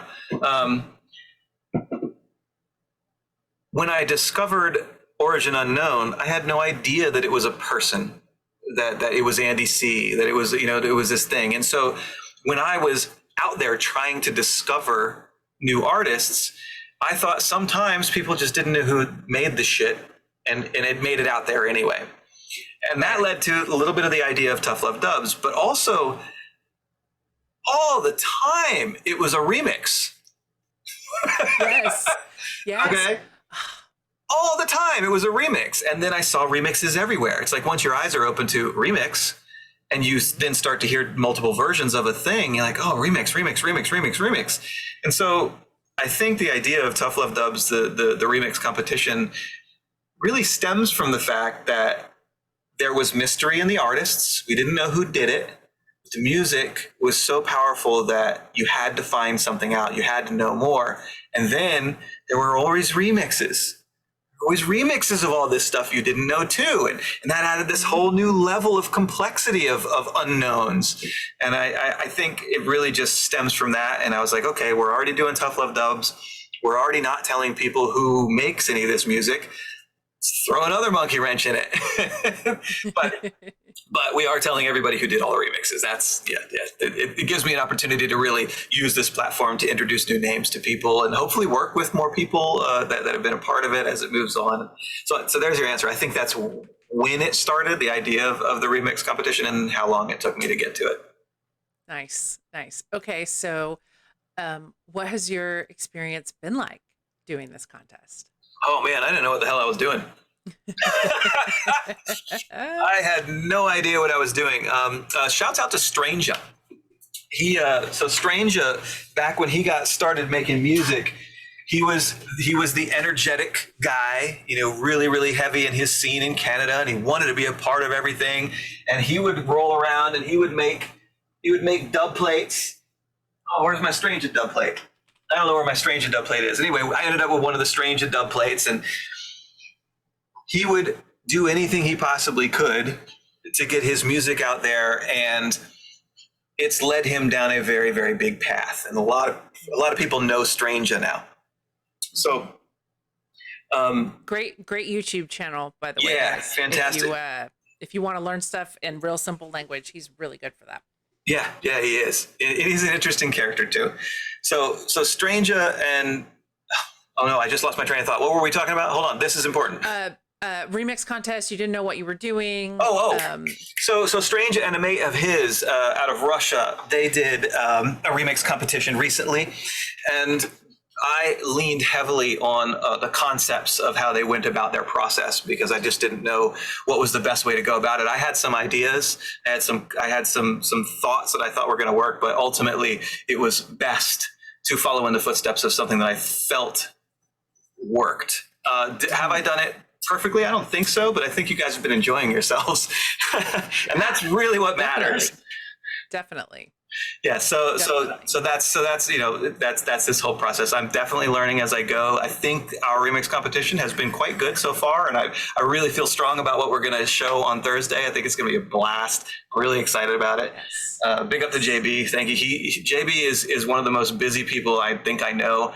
That the fact that I was able to get him on camera for like 60 seconds and then on telephone is astonishing. He's super, super busy all the flipping time. So yeah. So okay, the competition. I think it's going well. I think. Yeah. So for you guys that don't know, is really cool how it worked. So we got the stems, got the parts, and went away with it. Everybody turned theirs in, and then May 24th, how many, you had more semifinalists than you initially intended to, correct, didn't you, from the email? So talk to me a little bit about that. Well, I'm used to getting a lot of demos because I run the stable of record labels. I'm used to getting a lot of demos, so I'm comfortable with having a large amount of material to kind of like deal with, I guess. So that wasn't such a big deal. But what I didn't expect was that people that I'd never even heard of were bringing in things that were pretty good, like right off the bat. And we were like, well, let's just go ahead and make this simple and bring in a bunch of people for the semifinals. And that's how it worked out. And I'm really happy about that. You were part of the semifinals yourself. Yep. I think you did some cool shit. Some of your effects work. Was fucking mint. Yeah. Thanks. We'll talk more about this. I plan to talk to everybody who's done their work, and you did some wicked effects work.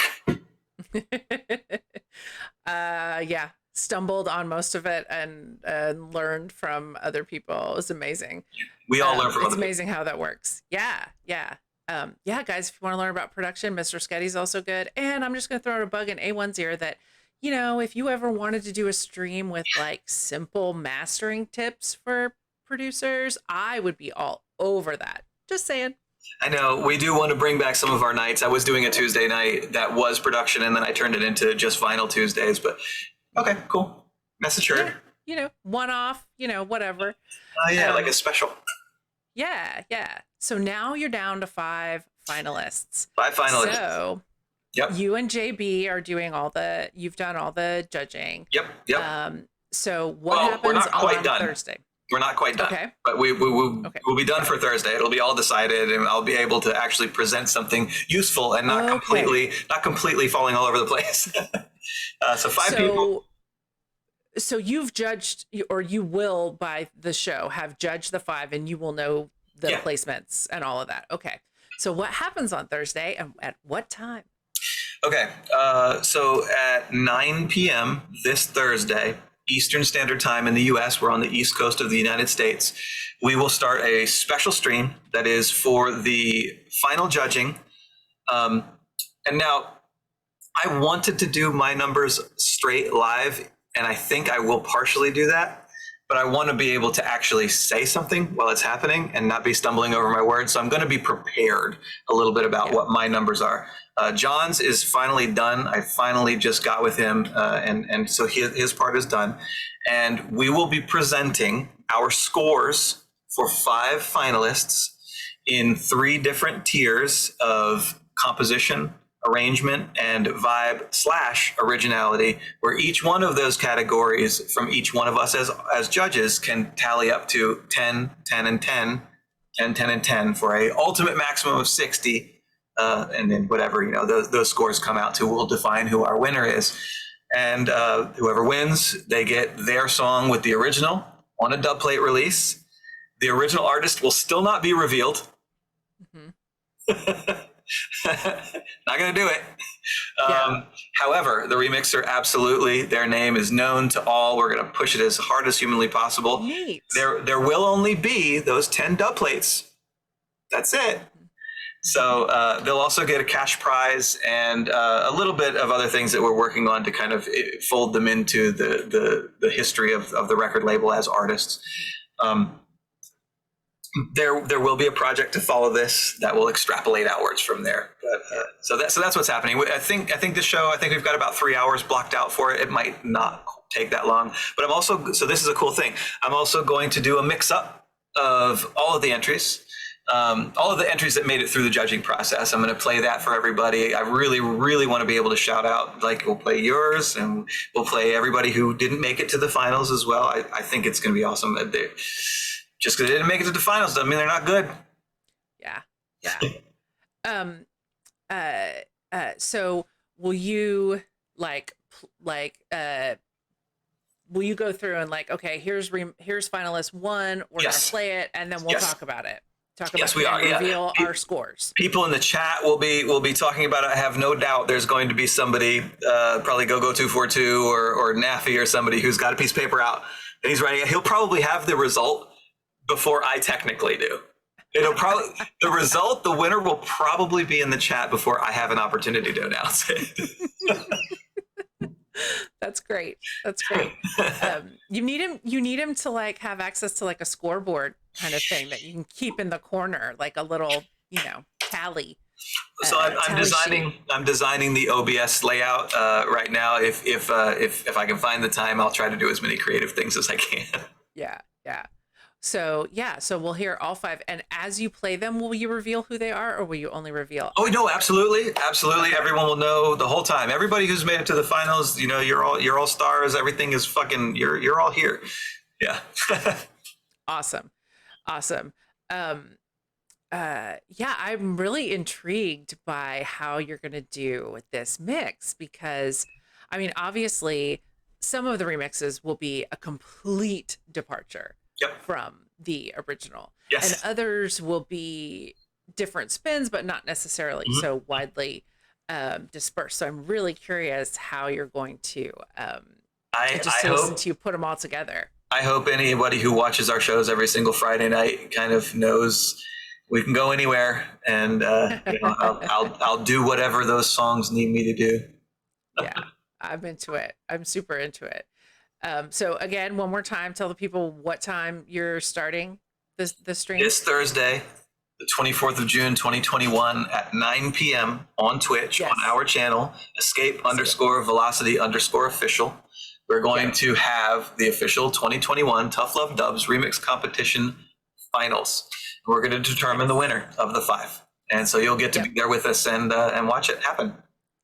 I'm excited. I can't wait to hear these 5 finalist tunes. Okay, Yeah. so who are the 5 finalists again? I know Scam Circuit, Ben Repertoire, Yep. and then Some My Memory is Jerk. Terrible. Yep. Oh yeah, Some Jerk.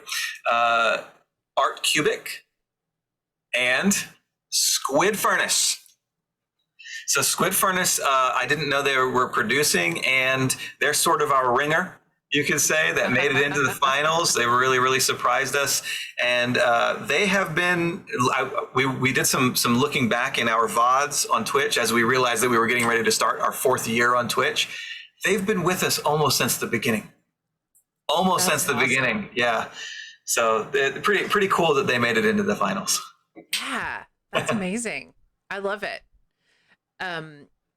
So yeah, and then before that, you're doing Rants and Bants with Correct. Norbsky, the Correct. two of you together. So Yeah, we'll be doing the Rants and Bants show from 4 p.m. Eastern time to 6 p.m. We'll be there for 2 hours, and then we'll take 3 hours to kind of get ourselves together, get down here into the tour bus. In case there's anybody new watching right now, this is a tour bus. It's a Prevo. So if you want to search that up, it's PREVOST, Prevo. And that's what we do this show out of. That's kind of a large part of our story, and that's what we've got to get down into after Rants and Bants to get everything working. yeah. And guys, another good reason to go to their Discord, because you can see progress throughout the, and all the, I'm just totally like, I am never going to renovate a tour bus. That is never going to happen. But I am totally fascinated by the process and like the level of creativity that's required to, to think about how it's like a giant game of Tetris, to think about how to fit everything in that you need, maximize It's the a house. space. I mean, it's a whole house. It's just That's the people need to know that. Yeah. What ultimately do you want this tour bus to contain? I mean, all of the things that it contains right now and more. It's basically we've all kind of always said this. It's basically a New York loft apartment on wheels. That's roughly what it is. And we're just going to update it, modernize it, make it more to our needs as people who, like the rear room is not just going to be a bedroom. It's going to be studio Straylight. That's where we're putting our, we have a giant Argosy console, studio console, and it just barely fits. I'm talking with like centimeters on each side inside.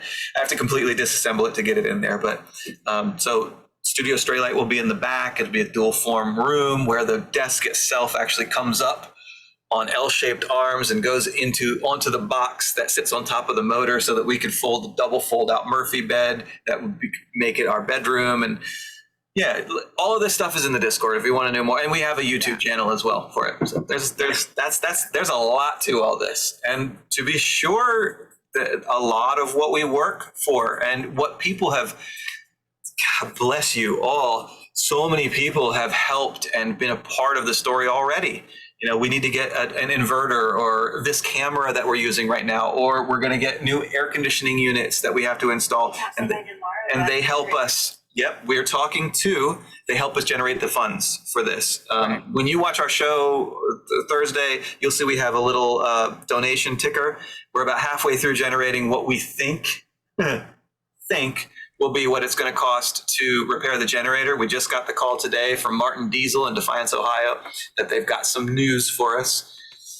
It could be cheap. It could be $5,500. We don't know. So. Right. Yeah, you guys put together, like, you raised the money and then put together the world's smallest PC. Yeah, it's very on your tiny. Stream. Yeah. Oh my gosh. Yeah, that's why SenseNet was the one with their hands on it. I can't believe how tiny that case was. These meat sticks, are you kidding me? Yeah, no way. No way. Yeah, that is also, one of the things that's really cool. Man, you know what? Make your money on Twitch. Do whatever the heck you want with it. But it's really neat to see, like, to be able to see where your money's going. Like, it's really we're very, kind of very open. We're very open about it. I mean, I think a lot of people have really rallied behind what we do, and they tell other people about what we do because there's something genuinely cool going on here. But also, we're not just doing this for ourselves. When this bus is done, the way it's going to ultimately work out is, yes, it will be our temporary home on a piece of land that we buy that we will homestead on, with the electricity and the solar panels and the lithium-ion batteries and all the things that go along with this thing. Yes, we'll do all that. But along with that, we're also going to be traveling. It's $2.50 a mile. We're going to go to areas of the country that either are completely underserved for jungle and drum and bass, or have a large contingent of Twitch followers who wanted to bring us there to throw a stream in their area, and potentially even a party for their area on the outside of this bus. This bus has an 18-foot deep by 40-foot wide tent, and we can run a 17.5 kilowatt sound system. There are a lot of plans wrapped up in not just ourselves, but the community at large, and bringing our music of jungle and drum and bass to places that might not normally get it. And this bus is how it's going to happen. This bus gets it there, literally down the road. Yeah. And just to be clear, guys, I wasn't saying that it's not cool to see where the money goes. Do whatever you want with your money. It's amazing. Yeah. We just have to be really open about it.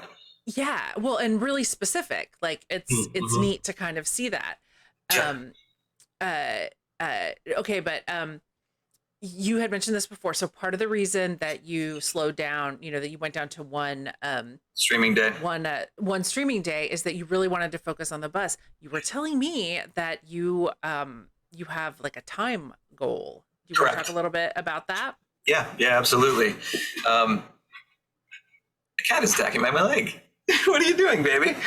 Our cat's been rolling around in here. She's so awesome. We are trying to get the bus into a technically livable state by the end of this year, if not the first 2 to 3 months of next year, of 2022. Because that is the point that we believe we will probably have located the land that we're going to buy. Okay. So once we have the land and we're able to make the bus livable, we'll relocate, keep doing our streams, and since the bus is livable, it's also travelable. Okay? Yes. So if we have a way to do a very cool event with the bus, with the people, to push this whole thing forward, so it's not just enough money to get the bus there, and then we don't know how to get back, but like, we've got the whole thing figured out that everybody has fun. We don't go broke, and we come back to do more homesteading work. Like, if we end up coming home with enough money to buy, the 14 yards of concrete that are necessary for a foundation, then that's going to help us keep moving this whole thing again, to bring the bus out again and do the next one, do the next one, and do the next one. Right. I mean, they are tour buses. It's kind of what they're made for. Yeah. Well, Meta is raising his hand to be right at the front of the line there. Yeah, Meta Pattern is ready for escape velocity in the ATL, for sure. You know, we have I'm a ready to see document. that. We have a document we're building that actually describes, you know, so it's kind of a tour bus rider. So, you know, if you have a piece of equipment like this, just like if you've got a live stage show, there are requirements that need to be met just to safely get it to a place. It has to have the space and the blah, blah, blah. But we're making a little document that it's kind of like a tour bus rider. Yeah. Well, you can't fit it everywhere. You have to have a driveway that you can like access, you know, safely, and we have turns have to be all right. We have what's considered a tiny tour bus. It's only 40 foot long, but it is modern. It is the full 102 inches wide, the DOT limit. But they do make them bigger than this, both taller and longer. But we love our old girl. We love this bus so much. She's so great. I always feel like Ferris Bueller. You remember the scene in Ferris Bueller where he's over at his friend, what's his friend's name? Cameron, thank you. And they haven't taken his dad's Ferrari yet. Yeah. And he runs his finger down it and he says, if you have the means, I highly recommend it. Yes. Now, mind you, our means were small, so we had to get an old one. But I'm telling you, man, these things are so cool. Yeah, but you know, like by getting the old one, it, you know, maybe forces you to redo things, but then you get to redo them the way that really works for you. And we love classic things too. We're very SenseNet comes from a classic car family, and you know, I have always been the type who likes to make anew the things I have, modify them, change them, and so this bus that we have is what's called a rivet bus. They no longer actually use steel rivets to make new buses. They're all literally glued. The skin is literally glued on with a laminate. Oh wow! Yeah, and they're beautiful. Don't get me wrong. I would jump on an XL2 like you would not believe, but or an X3. But I don't think many people even know what I'm saying. But ours is called a rivet bus, and yeah, it's kind of like a middle generation piece of equipment, and we love it. Yeah. It kind of reminds me of like that feeling where like limitations actually can produce an even better product because it forces you to be more creative. Like, we have to be creative with this. Yeah. If you like talk shows, like if you like my show at all, you need to find TC's talk show on YouTube. Okay. It's amazing. And he had SS on, DJ SS on, and listening to him talk Leroy and I we've known each other for years. I guarantee that was a good talk. Yeah. Well, he was talking about like the actual technical like requirements of making tunes back in the day. I think they were talking specifically about lighter. And he was talking about like 15 samples and they could only be like this big, and like what a big deal it was when they could have, you know, I don't even know how many you used to have to do mono samples so that you could double your sample time. yes like crazy stuff like that is, you know, obvious when you think about it, but I had just never thought about it. And I, you know, looking at that, I remember thinking it's amazing that any of this stuff got made, but also like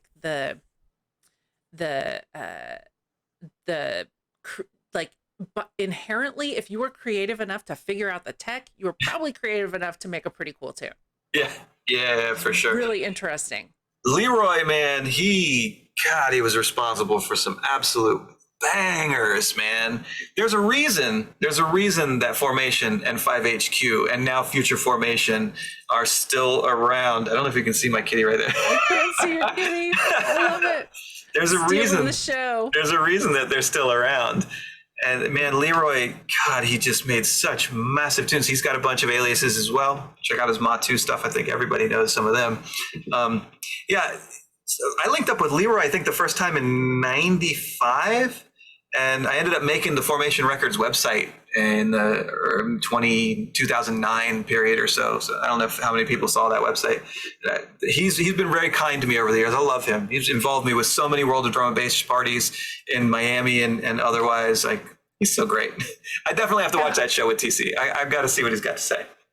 It was it was really fun, and like him talking about Does he the still look like piano he's 30? line. Yes, he still looks like he's Yes, 30. yes, he has the babiest of baby faces. Everybody says I look was good for my really- age. I don't have shit on Leroy. Nothing. SS is like forever going to be fucking 29 years old. He's a big 29-year-old, but It's amazing. It was, and TC is a hoot, man. He is hysterical. Yeah. Anyway, we are almost done, dude. We have almost been going for 2 solid hours. I cannot believe it. It has flown by. it has flown by. It has flown by. I'm willing to go a little long if we want. If not, we're good. Yeah. Whatever.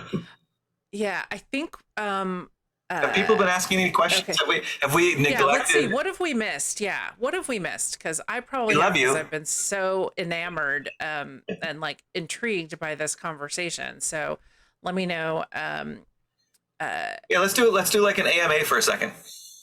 Yeah. Where do you get all your white pants? This pair came from the Gap. Another pair, I have no idea.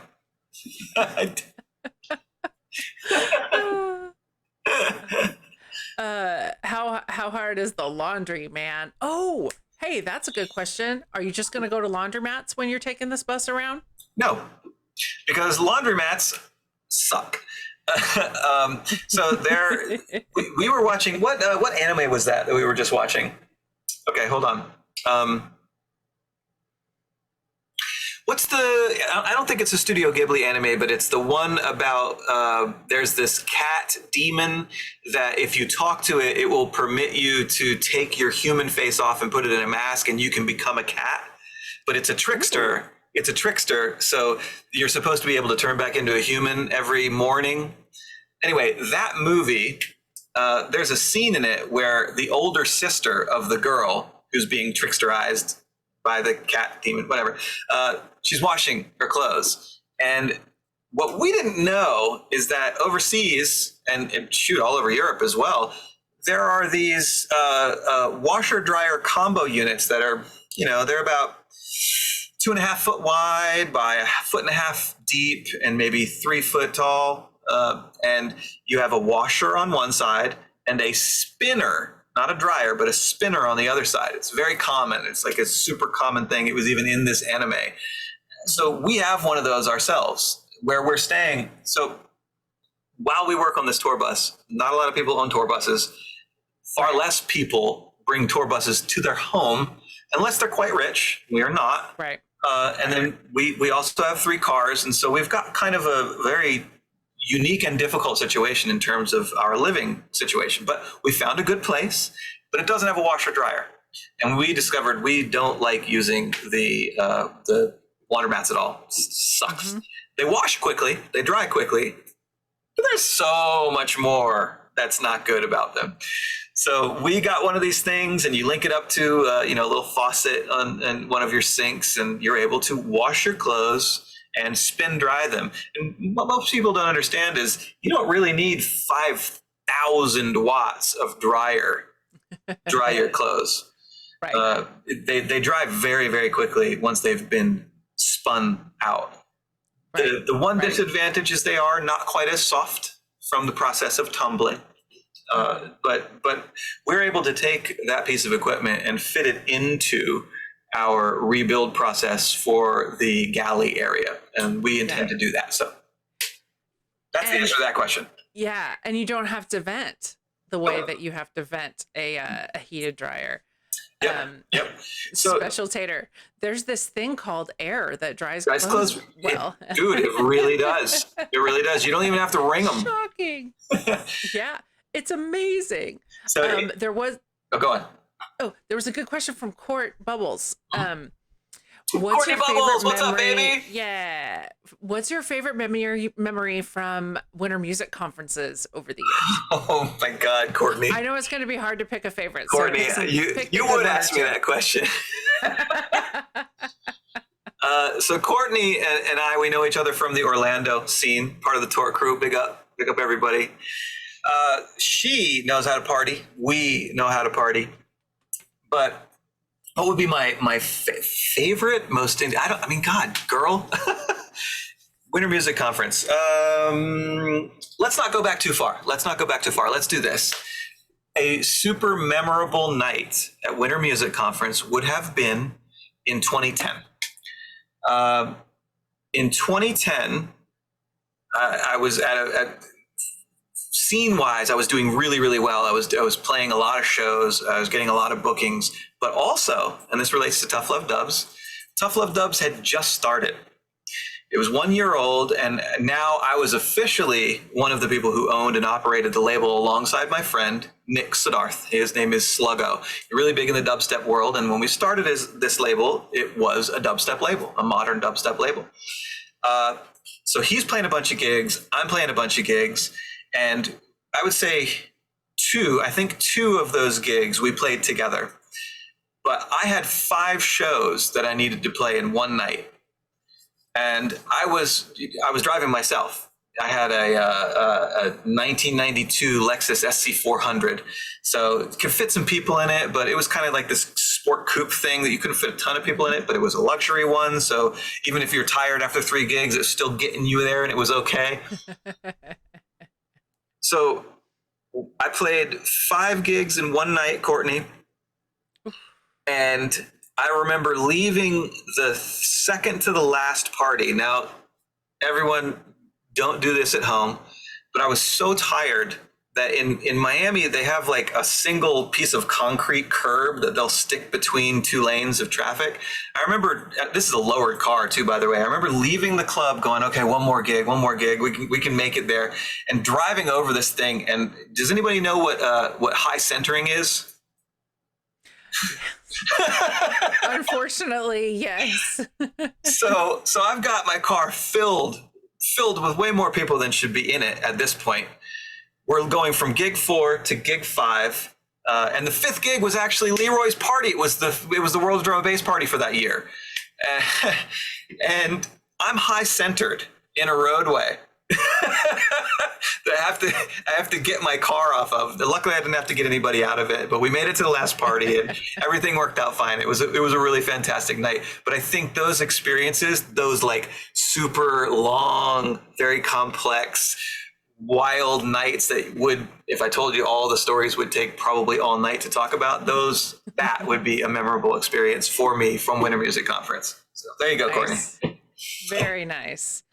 Okay, so I am gonna say that we're gonna start wrapping up. So we are gonna raid into meta. So meta pattern, get your stuff started. We'll raid into you when you're up. One last question that I saw was, what's your favorite ice cream flavor? And I want to know what your favorite vegan ice cream is, because I'm very curious about this. Yeah, absolutely. So when it comes to ice cream, denser is better for me. I don't like fluffy ice cream. I like it dense, super dense. Yes. And it just so happens that they make it very easy for vegan people to get dense ice cream. Ben and Jerry's. Yes. They make Catch 22 was telling me about They make them. dairy-free ice cream, and it's phenomenal. It's Ben and Jerry's. So another thing you might find is the more you eat vegetables and just a natural food diet, the less like actual food you need to put inside yourself. So those little itty bitty containers that used to seem like an absolute joke to me as far as ice cream was concerned are perfectly fine, and they're perfectly fine for 2 people 2 times. So I think my favorite Ben and Jerry's vegan non-dairy ice cream would be, oh gosh, it's a split, man. That's fine. I think I go with the Jerry Garcia more than I go with the mint cookie, but one of those 2. Yeah. This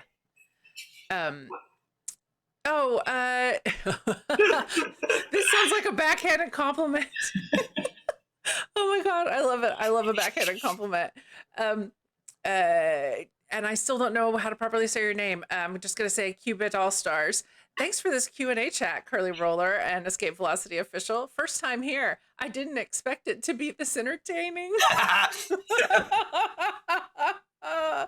Well, I'm glad you were here, and I'm so glad you were entertained. And I swear, I'm not offended. I love it. I Well, you think that's see, amazing. when you start talking about plasticity of the commodities market, you never know where it's going to go. You just never do. I mean, you know, yeah, could go anywhere. That's why we keep this open ended. I mean, you know, who knows where we're gonna go. Thank you so much though for being here. This has been Thank you for having me. Yeah, thank you for being super cool about unfortunately having to reschedule. And Happens. but for me it was worth the wait. I hope it was worth the wait for everybody else. Me And too. you know, I'll just say that I appreciate your time. Time is the Thank most you. valuable resource that we have. 100% it And is. yeah, so the fact that you would give it to me, and the fact that you guys watching would give it, Yeah, thank you guys. thank you so much. I really, really appreciate it. And I guess I should thank Cigar Junglist Yeah, what's up, Rick? How you and doing, Dark man? Liquid, um, and uh, and I think Courtney did too, for your subs tonight. I really appreciate that. I hope you enjoy those emotes. They are useful in a variety of situations, which is Yeah, they why are. I like them. White jeans Um, booty. yeah, yeah. Who's got the white jeans Well, booty? Anybody got we it? can couple, yeah, we can couple the Wicked with the white jeans booty, and like, I mean, I know. you know, If we get there ours you go. together, we get ours together, and it's a party. It is a party. Yeah, some was it Meta Pattern wants to have a A1 curl net collab on a tune. Yeah, I'll be like the ghost in the ghostwriting situation there. Not the ghost, like the absent person. I'll just sit back and watch.